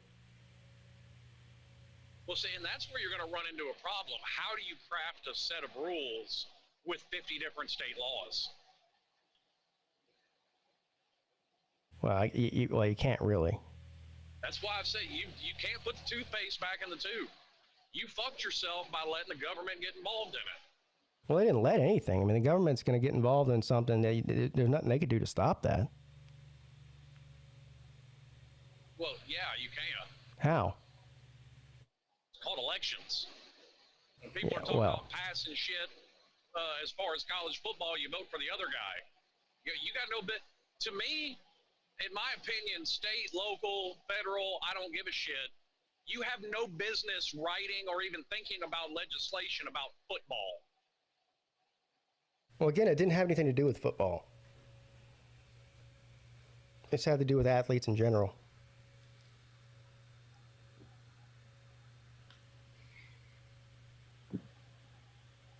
This is beyond their purview. And it's not the first or the last time that the government's gotten involved in sports. I mean, you look at what happened with the PED things in Major League Baseball. Hell, they had people testifying in Congress to that shit. Yes, and I held the same stance about it then. Yeah. You have no business doing this. This is beyond your scope of authority. Yeah, I mean, I don't know about that, but I do know that I feel like that our government is such a mess. They could be spending their time better, fixing our country than worrying about who's shooting up steroids and hitting home runs. I agree. I mean, that's my reason for it. But actually, yes. If you read Article 1 of the Constitution, specifically when it comes to that, it clearly defines what the role of the federal government is. Y'all are to do this and nothing else. Oh, those days are long gone, my friend. Well, you're starting to see it kind of revert back because Texas done about had enough. Yeah, well. Yeah, I mean, the state still has the right in certain situations to do what's best for the state, that's for sure. Yep.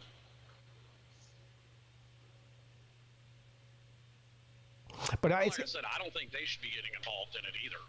Now, I understand what you're saying. It is about NIL, and I don't have a problem with NIL. I really don't. Like I said, as long as it's done how most rational people on here agree it should be done. Yeah. Well, the problem is what a lot of people want is for college football to look exactly like the NFL does. And we're heading there faster than we are slower, unfortunately. Yeah. And that's what I'm afraid of, and I don't like that. I mean, I've said this several times. There's a reason I'm a casual NFL fan. I am now too. Tampa and nothing else. I am now too, but it's not because I'm mad at the NFL or anything. It's just because I spend so much time during the football season on college football that I just don't have the mental capacity to keep up with every game in the NFL or watch every game or every trade or whatever. Yeah. Well, for me, it was always, you could tell the players were more invested in the college game than they were in the NFL game. That used to be the case. I don't know if that's true anymore. I agree. I'm not sure if it's true anymore. Actually, I know it's not true anymore. Because there was never a situation 15 years ago where a player would sit out the Orange Bowl. No. Or any bowl, for that matter, but definitely the Orange Bowl. Yeah.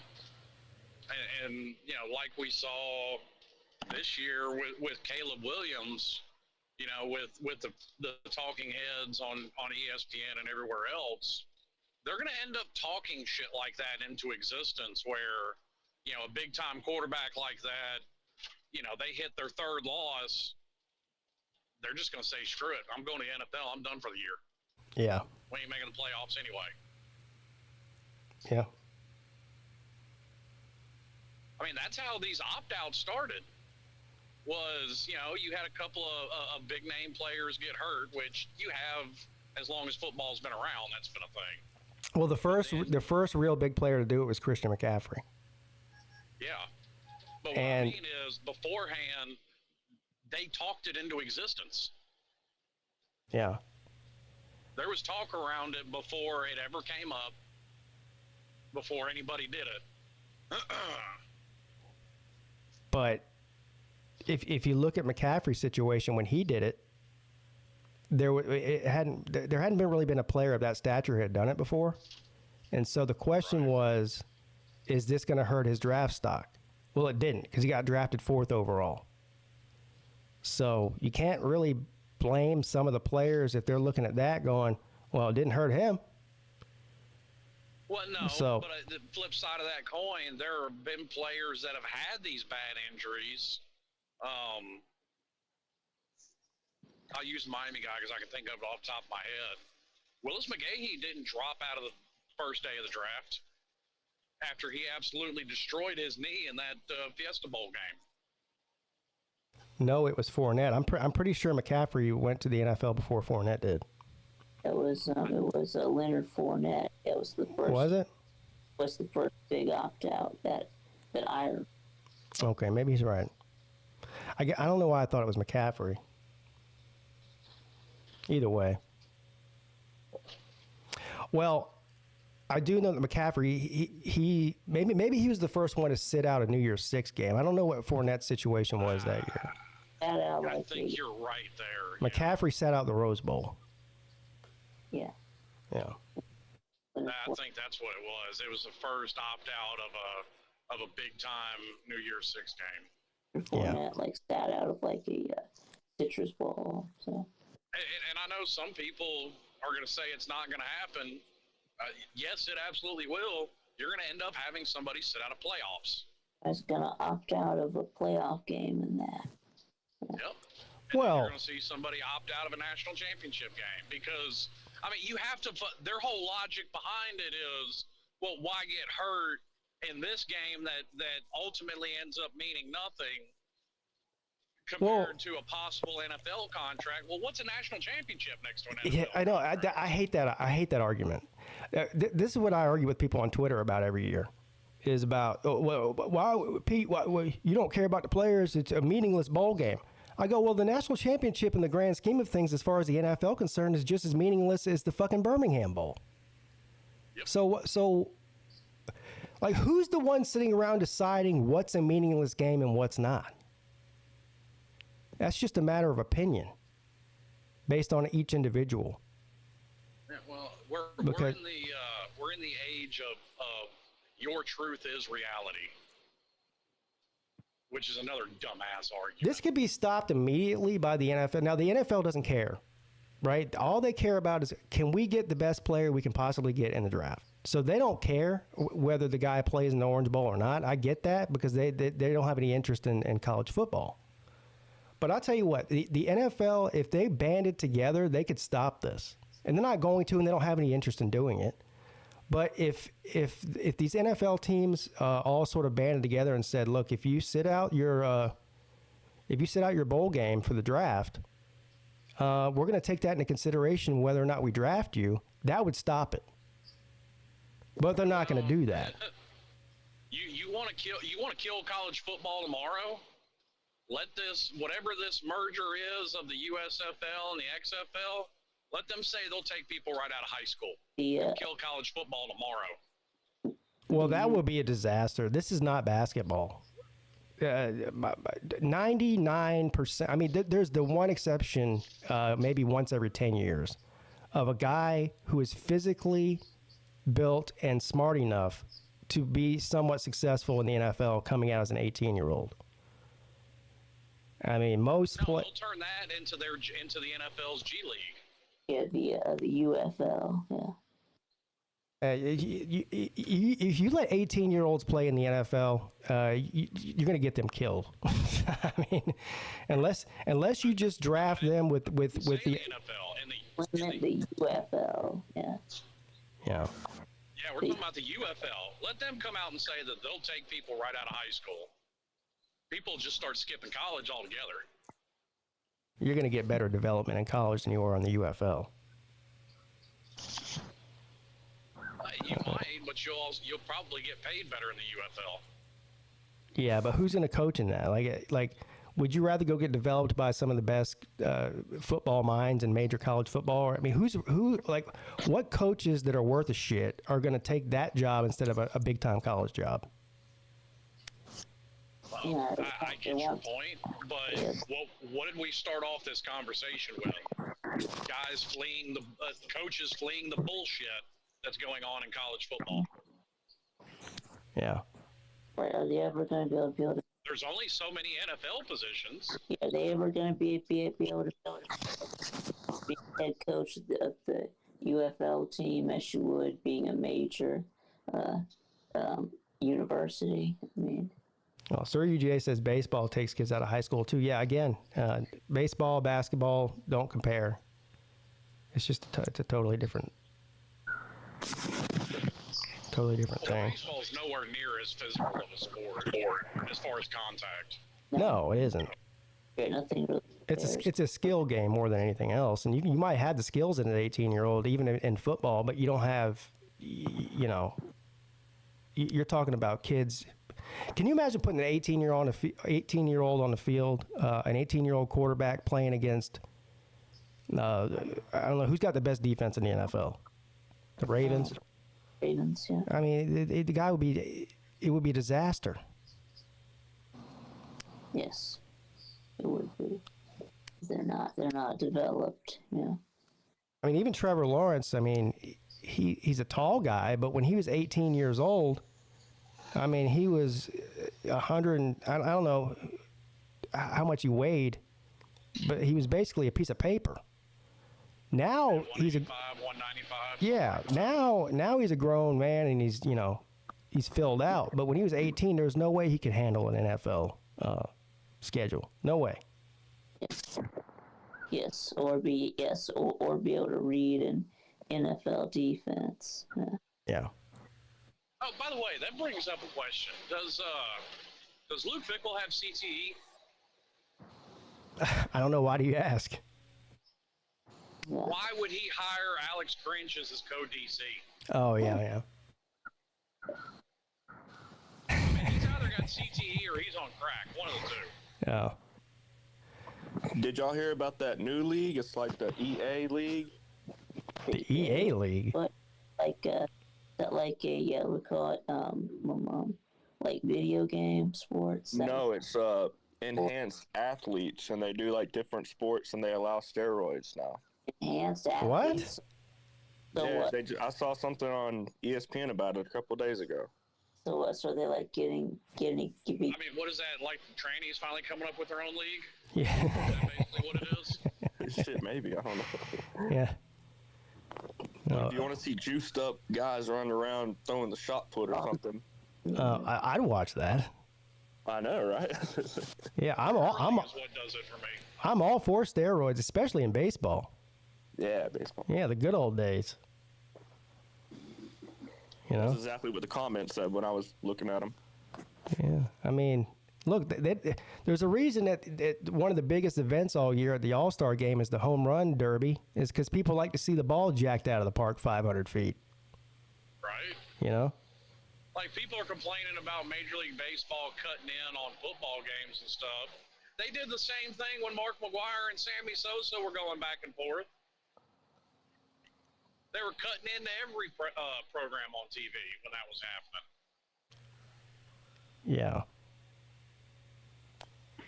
I don't know. Let him take steroids. If look, first of all, if they want to ruin their own bodies, fine.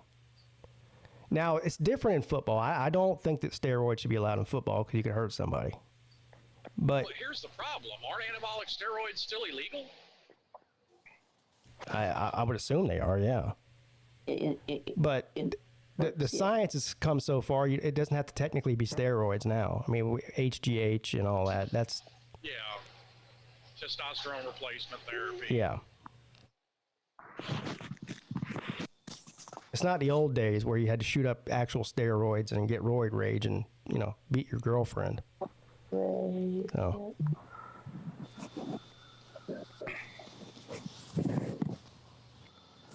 Pete, what are you doing for your anniversary? Mark McGuire's off the roids. He still gets roid rage.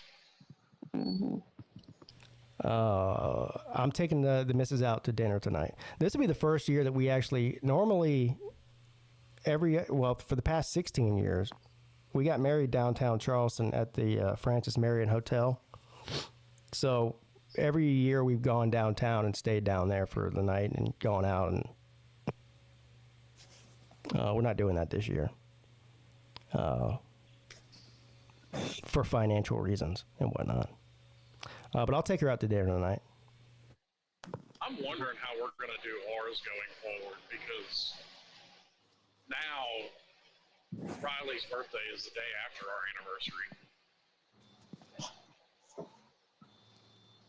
anniversary. You can just celebrate your anniversary like the week before or a week after. I guess. And still the night of. Yeah. We're just lucky that it's on a Friday this year, so we'll go out. Plus, we're getting old. Go out, have a drink, and eat some dinner, and come home, go to sleep. Super exciting. Yeah. Yeah. That's what Yeah, you that have sounds to like look forward fun to me. boys and girls. Yeah, everybody. That shit party until the wee hours of the morning. Can't do that shit as you get older.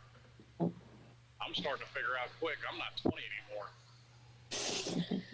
I can't believe it's been 17 years. I've been married. Let's see. This last one was our 11th anniversary. We figured out last night.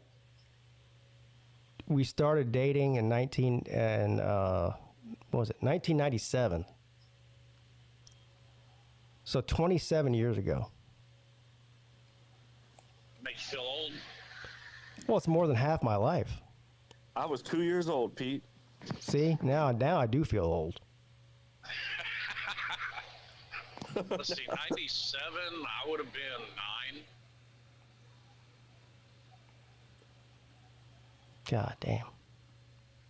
Time flies, don't it, Pete? Yeah. Yeah, we were looking at wedding pictures this morning. I was like, oh my God. I look like a baby. Oh, I need to see those. I'm like, who let me get married? Looking like a baby.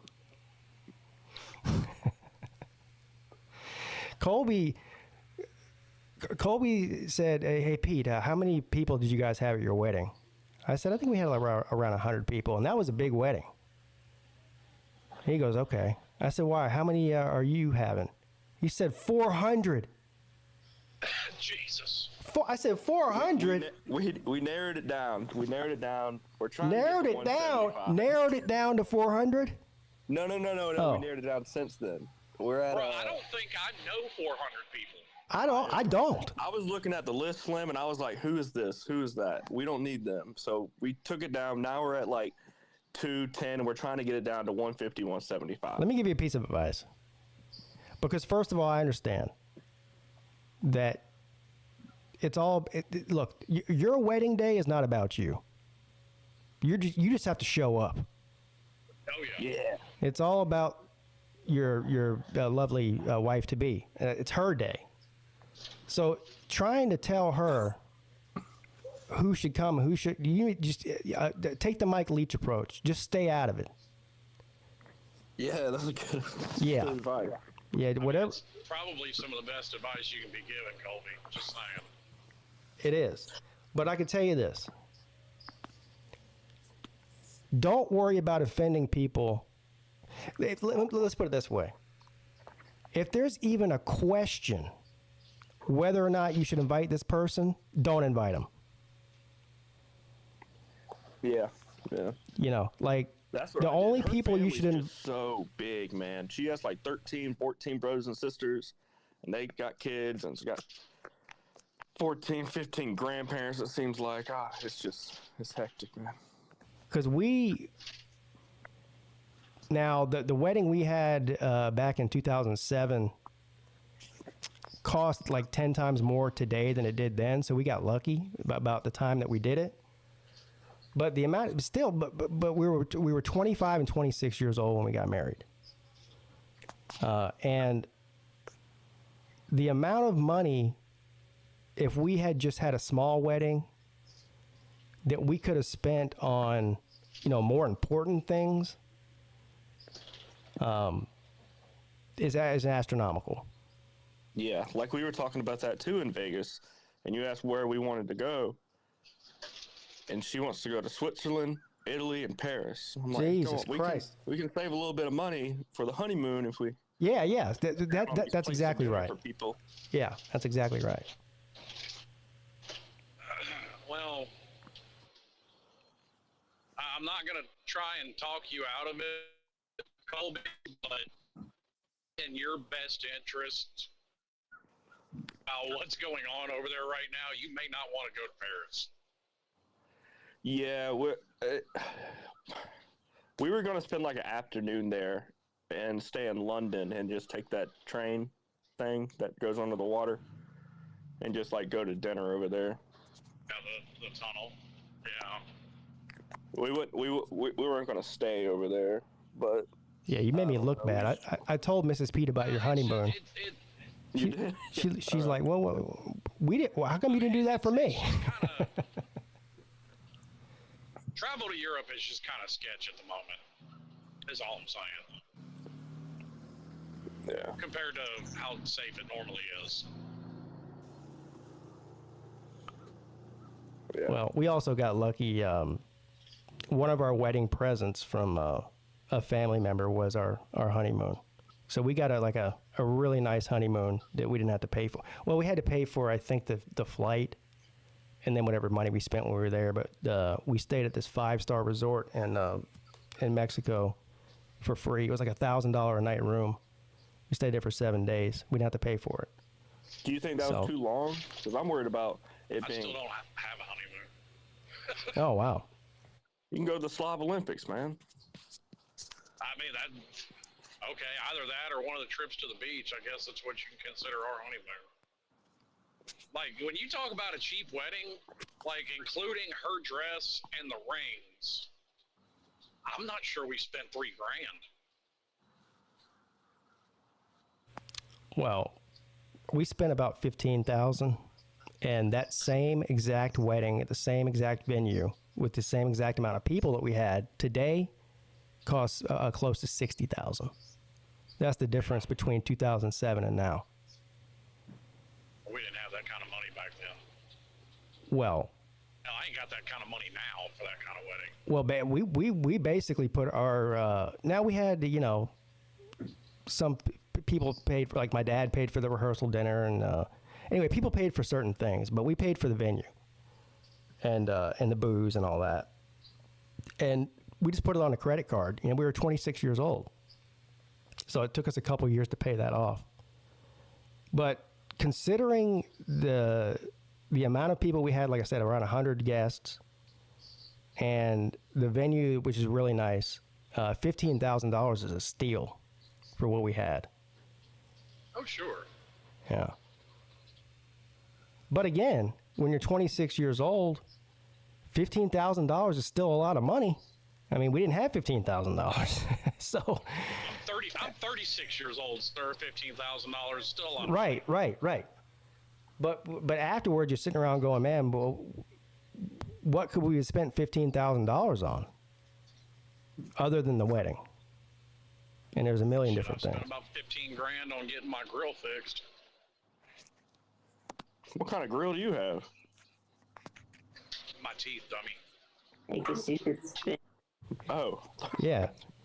You could spend $1,000 on a smart grill. That's the part that I had to pay for that insurance wouldn't cover. Is about $15,000. That's money well spent, though. Oh yeah. Yeah. I didn't even realize like how bad it was until after I got it all fixed. Guess you got a grill. You should have got the gold ones. So was it like a? I thought about it. I did, or at least getting one gold one. Yeah. Like the Lil Wayne grill. No, I was gonna do like Jerome Brown and get like one right off to the side in the front with the U on it. Yeah. Or just go all out and get Slim Shady and diamonds across your top teeth. Yeah. That looked pretty badass. Yeah. Well, I wasn't gonna go that far. You like So I thought about one. You could have got a lot more tattoos. Yeah. Yeah. With the grill. That's something else I've probably spent about $15,000 on altogether. Actually, I'd be willing to bet it's more than that. Probably closer to 20. God dang, man. Yeah, I knew you were tatted up, but That shit ain't cheap. You're running out of real And if estate. you want good work, I am. You're going to have to start tattooing your face now. Nope. I'll just be done. Yes. I run out of room. I'll just be done. Done. That was my thing. Everything I get, I'm gonna be able to cover with jeans and a long sleeve shirt. In the words of the great Artie Lang, if you start tattooing your face, your life is almost over. Yeah. It's the beginning of the end. I'm probably in an industry where it wouldn't matter necessarily, but All you do is like neck and face, that just looks tacky to me. Neck is one thing. That's bad enough. But when you start tattooing your face, I don't know, man. I think there's something wrong with you. Yeah, that's tacky. The fucking Island Boys. Oh, I ain't going down that rabbit hole. have y'all seen the Florida Joker? on the news? Oh yeah, I've seen him. Yeah. Oh, The man. Florida Funny as Joker. Shit, I watched Look this him video. up, Pete. I watched this video of Kevin Hart and Snoop Dogg reacting to the Island Boys. Snoop Dogg's just like fucking two goofballs in a pool. Mm-hmm. Yeah, those poor guys. I almost feel sorry for them. They're clearly damaged. Yep. Yeah, they're damaged people. Mm-hmm. You see the one is like a reborn Christian now? I thought they were in love with each other all of a sudden. What happened Well, to that? so that's part of the funny thing.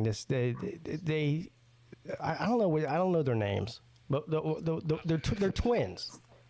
But anyway, the one brother decided after making out with his brother on TikTok that he might need to change his life. So He's like, I need some Jesus. yeah, he needs some Jesus. So he got baptized on TikTok, and the guy who baptized him is one of these like motivational TikTokers who's Christian guy. He should have had MC Hammer do it. And Hammer's the preacher now. They're standing in this lake or pond or whatever the hell it is, and he's about to get baptized, and the guy's like, Our brother Island Boy here,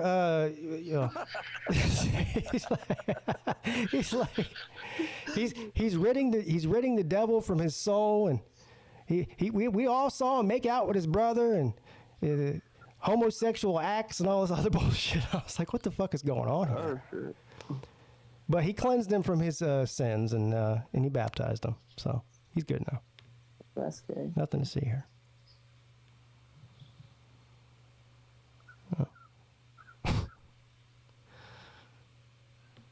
Here we go. But Pigskin Oh, Pete's still an island Pigskin boy. Pete is an island boy, and amazing and fantastic, yo. They got the best college football YouTube channel. Yeah, a huge college football fan. We understand it's the Clemson Tigers. They rep it to the top. And the ACC, yo. And the live shows are so underrated on YouTube. We want to say shout out Pigskin Pete. We want to say shout out Pigskin Pete. Coming from the island boys. You better keep it like it's alright, grind. Tell that boy you better keep that gun. I'ma do it while I'm staring at the sun. I've been really out to full gazing.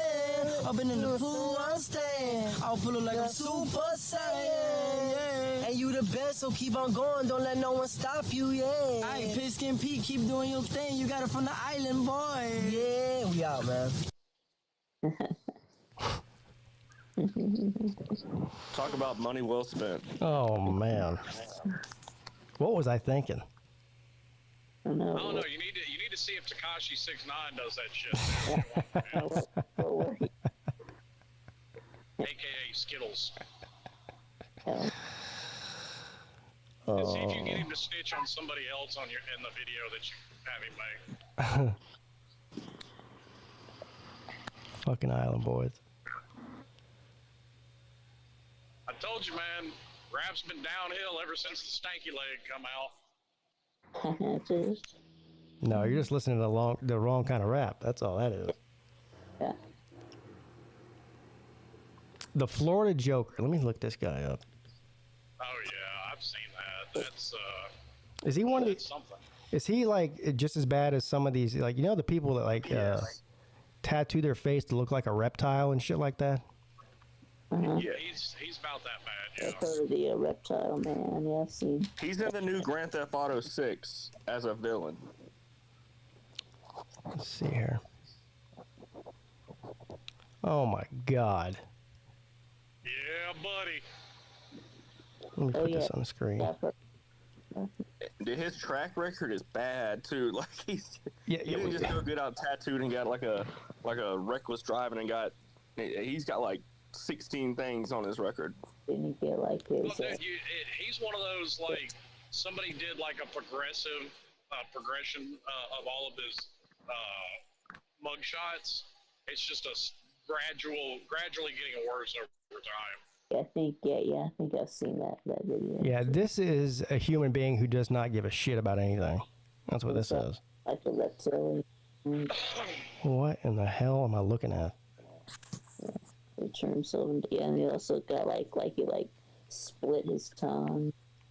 I mean, listen, I'm all for the fact that we live in a free country, but if you can't look at shit like this and look on TikTok and Twitter every day and see society as a whole crumbling around our ears, you're either willfully ignorant or just fucking ignorant. Well, first of all, this person's mentally ill.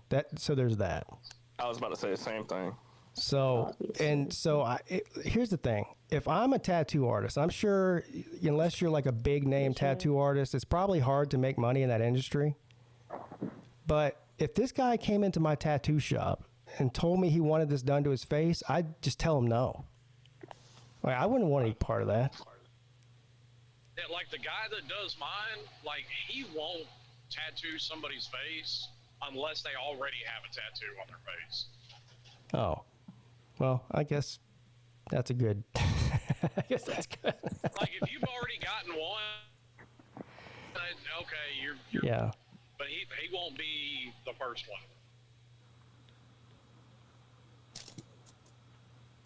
Wow.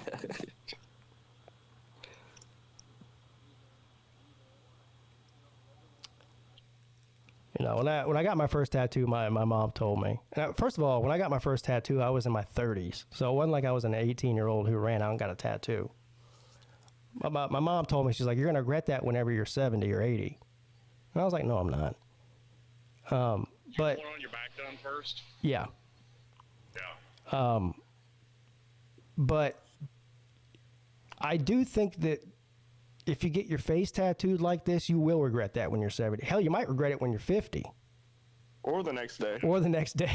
I'm about to say, by the time you're 80, you'll probably forget you have that one on your back. I forget I have it now. Because I can't see it. Right. I didn't know you had one. I just thought you had the two on your arm. No, I got one across my back. What's that it one say? looks like it was done at somebody's dining room table. And that was done at a tattoo shop. I drew that. Actually, I drew all my tattoos. What's it say? It's just my last name. Okay.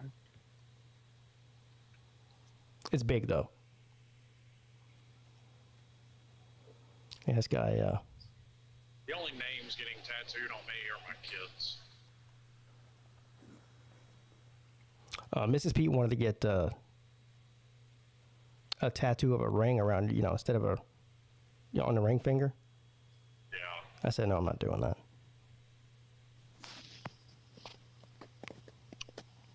Yeah, and I'm not.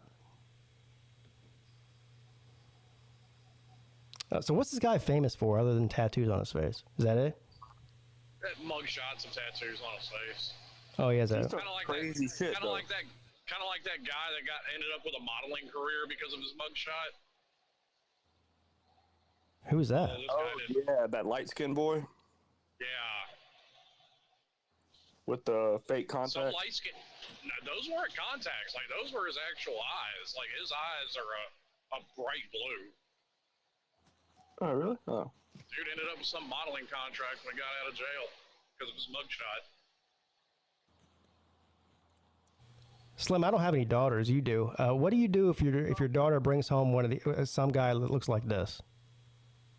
Well, I don't know yet because my oldest one is 7. Well, I know.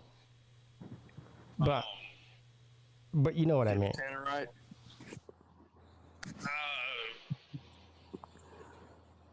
I might remove them both from the gene pool at that point. I mean, you come home with that, I fucked up somewhere. There may be no saving you. Trying to keep my sons out of jail. My daughter's off the pole. Well, hell, it's not even. This is 2024, sir. I'm not even worried about the poll anymore. I'm just trying to make sure a picture of her butthole doesn't end up on the internet. Oh, yeah, OnlyFans.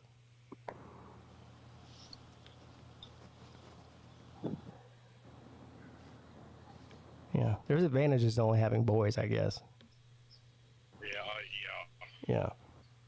Lucky me, I ended up with 2 girls. Yeah. Well, might as well say I ended up with a boy. The way that's gone. it turns out I was right. That's probably not going to change.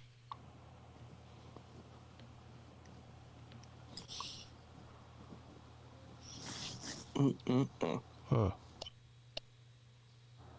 Yeah. Go to court next week over that shit. Or not next week, but the week after. It's too bad that Raj deleted all his videos, because one of the greatest videos he ever made was about the Island Boys. Do you remember that one? Yeah.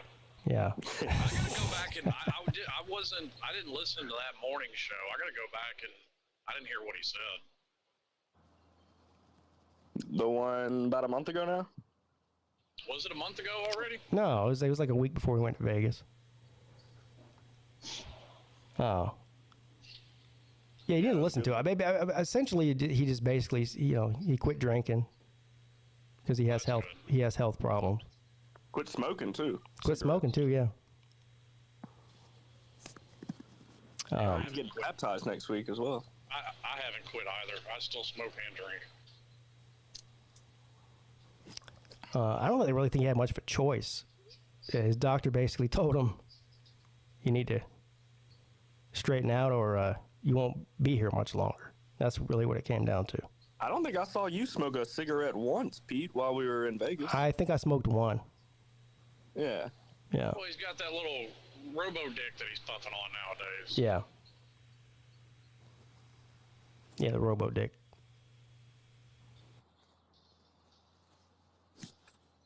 Yeah, I don't miss smoking at all. I really don't.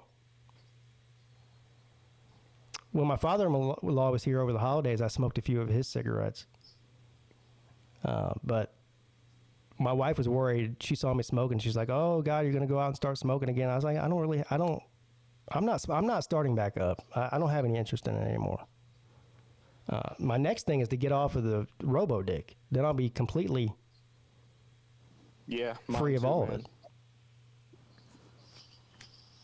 That's why I was late to the show today. I had to pick up one of these robo digs. Yeah.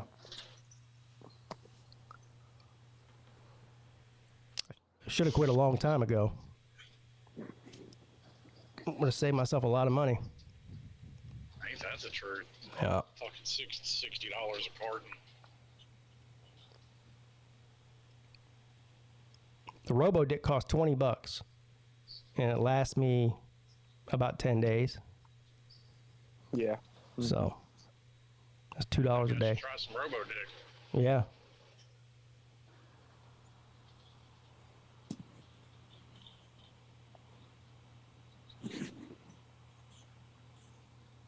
Who y'all think is going to win the Super Bowl?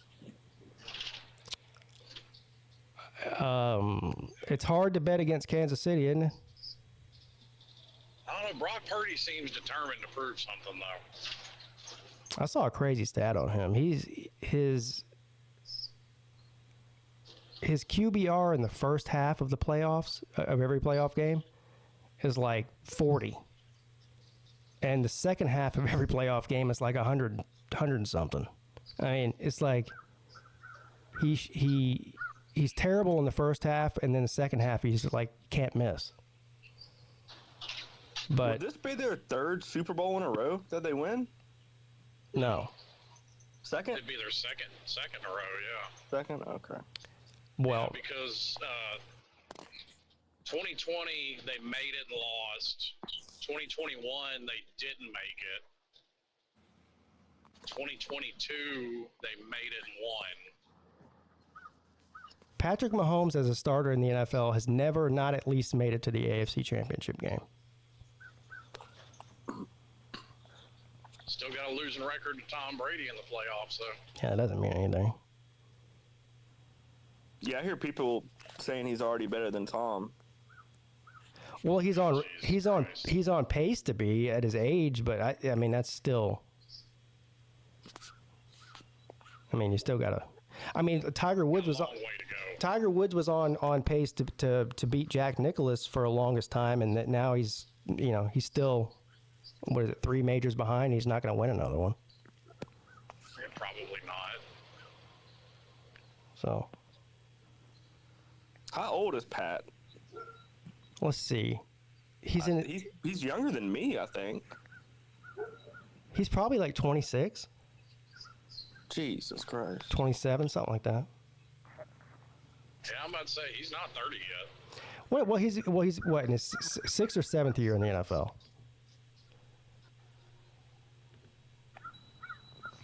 Well, let's look it up. Yeah, StreamYard kicked me out. Yeah, it does that.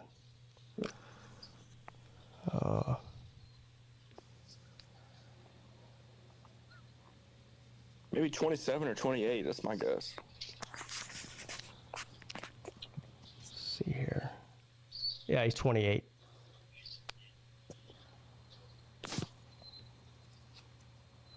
Yeah, 28.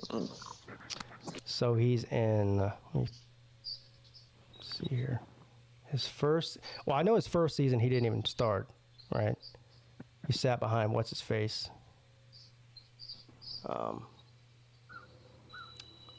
What's that guy's name? That he sat behind. I keep wanting thinking about Jimmy G, but that's not it. No. The guy that broke his leg in Washington.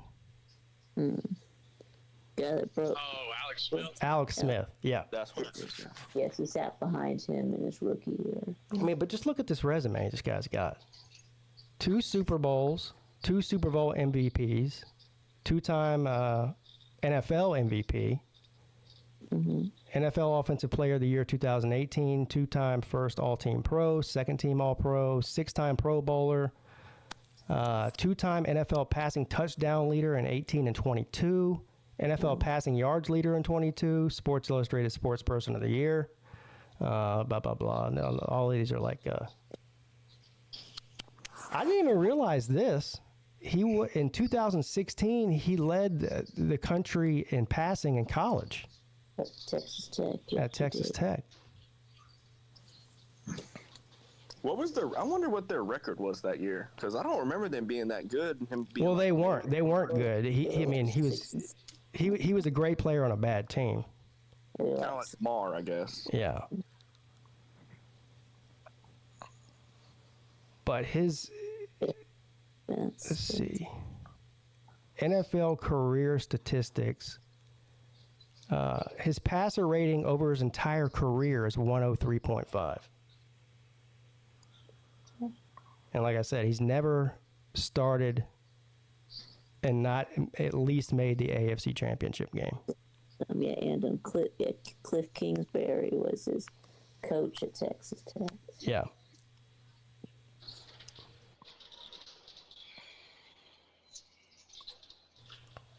Yeah. So, to answer your question, I'm picking the Chiefs because it's just hard to pick against them. Although I think San Francisco has more talent overall. I was rooting for Detroit because it was a good story. Well, I was rooting. Detroit. I was rooting originally for Baltimore until they lost. Then I was rooting for Detroit. Well, Detroit also put us out, so that's another reason I was rooting for Detroit. Yeah. I had to. I got to admit, I had to eat some crow about Baker Mayfield. He turned out to be a whole lot better than I thought he was going to do. Yeah, me too. He had the best year of his career. Anyway. That kind of shows, kind of proves the point of, Cleveland is where good players go to die. Well, and Carolina. Yeah. Well, Carolina didn't used to be the case. Cleveland has always been that Yeah. And Atlanta. Yeah. What is the line on the Super Bowl? I haven't even looked at it. It started at 3.5 San Francisco. Now it's like, it's a couple days ago, it was like at 1 San Francisco. Yeah, all the money's going on Kansas City. All the money's going on Taylor Swift. Swifties. Yeah.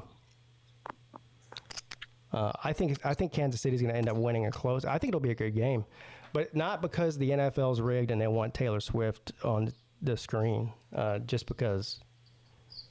And a lot of people think Patrick Mahomes is overrated, which I think is just silly at this point. It's not like he's a first or second year guy.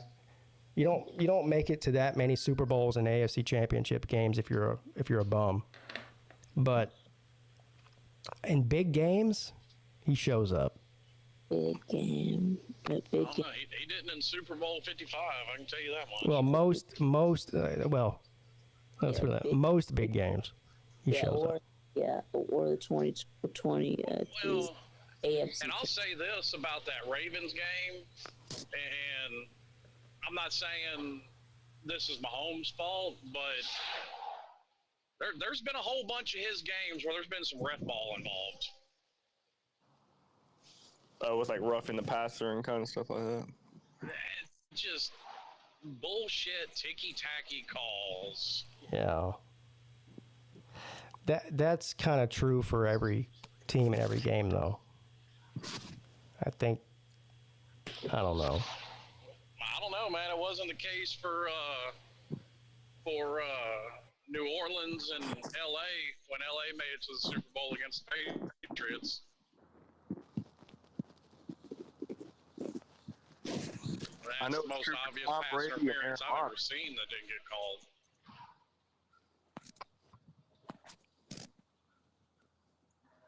Wonder how the Jets would have been this year if Aaron didn't get hurt. Oh, they'd have been a lot better than they were. Better than they were. Aaron should have known. The Jets are cursed. Mm-hmm. Yeah.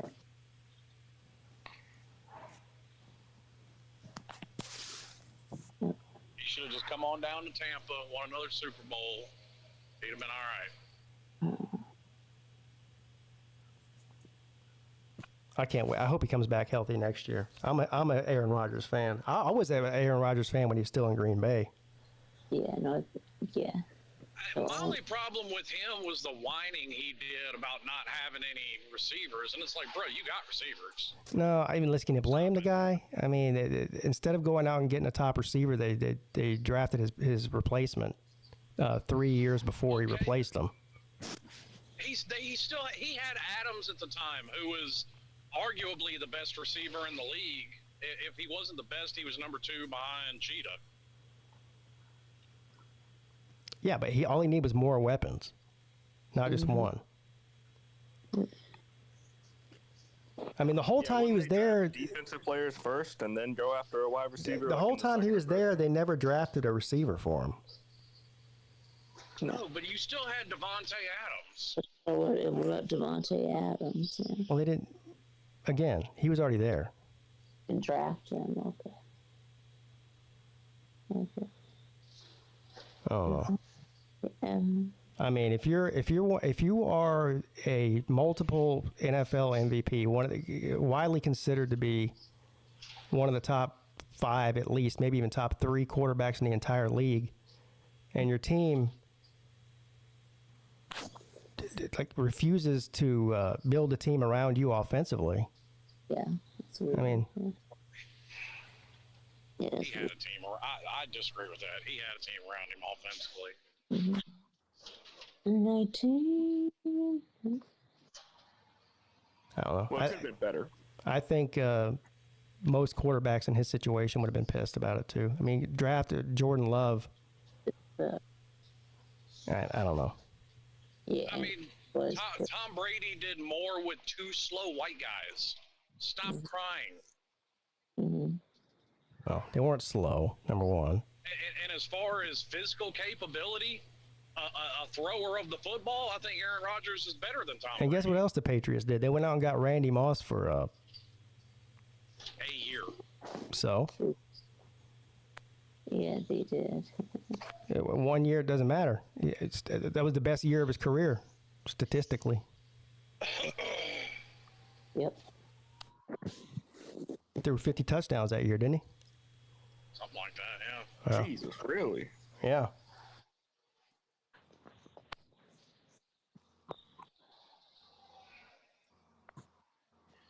God damn. Another reason I like Aaron Rodgers is because the media hates him. Yeah, he don't give a fuck on his interviews. No. Yeah. The only other thing I've got against Aaron Rodgers outside of the crying is the man bun. I don't think anybody should have a man bun. Yeah, I don't care about that. Well, that's kind of trivial. Yeah. Yeah. Yes. Anyway, so I have an and an announcement that I need to make. Okay. Yes. So my dad is having shoulder surgery next week. Uh-huh. We need volunteers to help with like transfers like onto like the bed and the toilet and stuff like. Oh, for you? Yeah. What days are they? Like won't be able to lift stuff because of his shoulder surgery. So yeah. What days, Vic? Oh, well, just while we're at the slobs, we'll be there on Thursday, leaving on. So who's doing that for you in the meantime? Oh, usually it doesn't involve a lot of lifting because, like, usually with like my bed here, like I can like pull right up to the bed, like my feet can fit under it, but like with like the hotel beds, it's like hard for me to get close to them. So Yeah. require a little bit of lifting to kind of get me over the bed. Well, I think with the amount of people that are going to be there, you shouldn't have a problem No. getting Vic, multiple. if you need something, just pull me aside and Yeah. I got you. I'm sure with anybody. Yeah, we got you, Vic. You'll be all right. Yeah. Yeah, we know how you do. You like to boss people around anyway. So whoever the closest person is, like if you have to go to the bathroom, just yell at the first jamoke next to you and say, "Hey, I need you to take me to the bathroom." Okay. Yeah. Yeah, I'll pass you a Gatorade bottle and you'll be all right. Now we charge a little bit, okay? We charge $5 number one, $10 number two. Okay. Is that all right with you? Yeah. Okay. Yeah. Yeah, you should be fine. Yeah. We'll help you out. Yeah. All right, gentlemen, I got to go, though. 20 after 1 now. So, I appreciate you. Since it's your anniversary and all. Yeah. Oh, how sweet of you, Colby. Mm-hmm. Y'all should go out tonight and get face tattoos. Yeah, that won't be happening. No. Well, maybe not a face tattoo, but that's what y'all should do for your anniversary is get matching tattoos. No, I'm not doing that either. Maybe for the 20th. So. Yeah, make her go out and put Grady on the back of her back.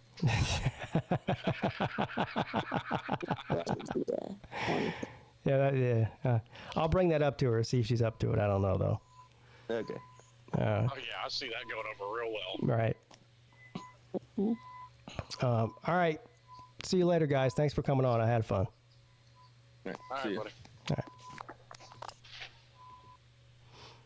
Well, there you have it. Well, everyone have a great weekend. If I don't see you this weekend for some reason, you never know. But if I don't see you this weekend for some reason, I will see you back here on Monday at 11 a.m. for another edition of the Midday Show. And then, of course, Monday night on the Lunch Money Show with Uncle Lou, and we'll go over and we'll nail down the rest of the Slob Olympics events and all that. Get that set in stone, and then we'll talk about the Super Bowl and how to lose some money. Believe me, we're both experts on losing money. So I don't know if I'm going to bet on the Super Bowl or not this year. I might. We'll see. Maybe I'll do one of those stupid prop bets, like how many times will they show Taylor Swift in the box. I guarantee that's a prop bet. Anyway, thank all of you. I appreciate you. Had fun.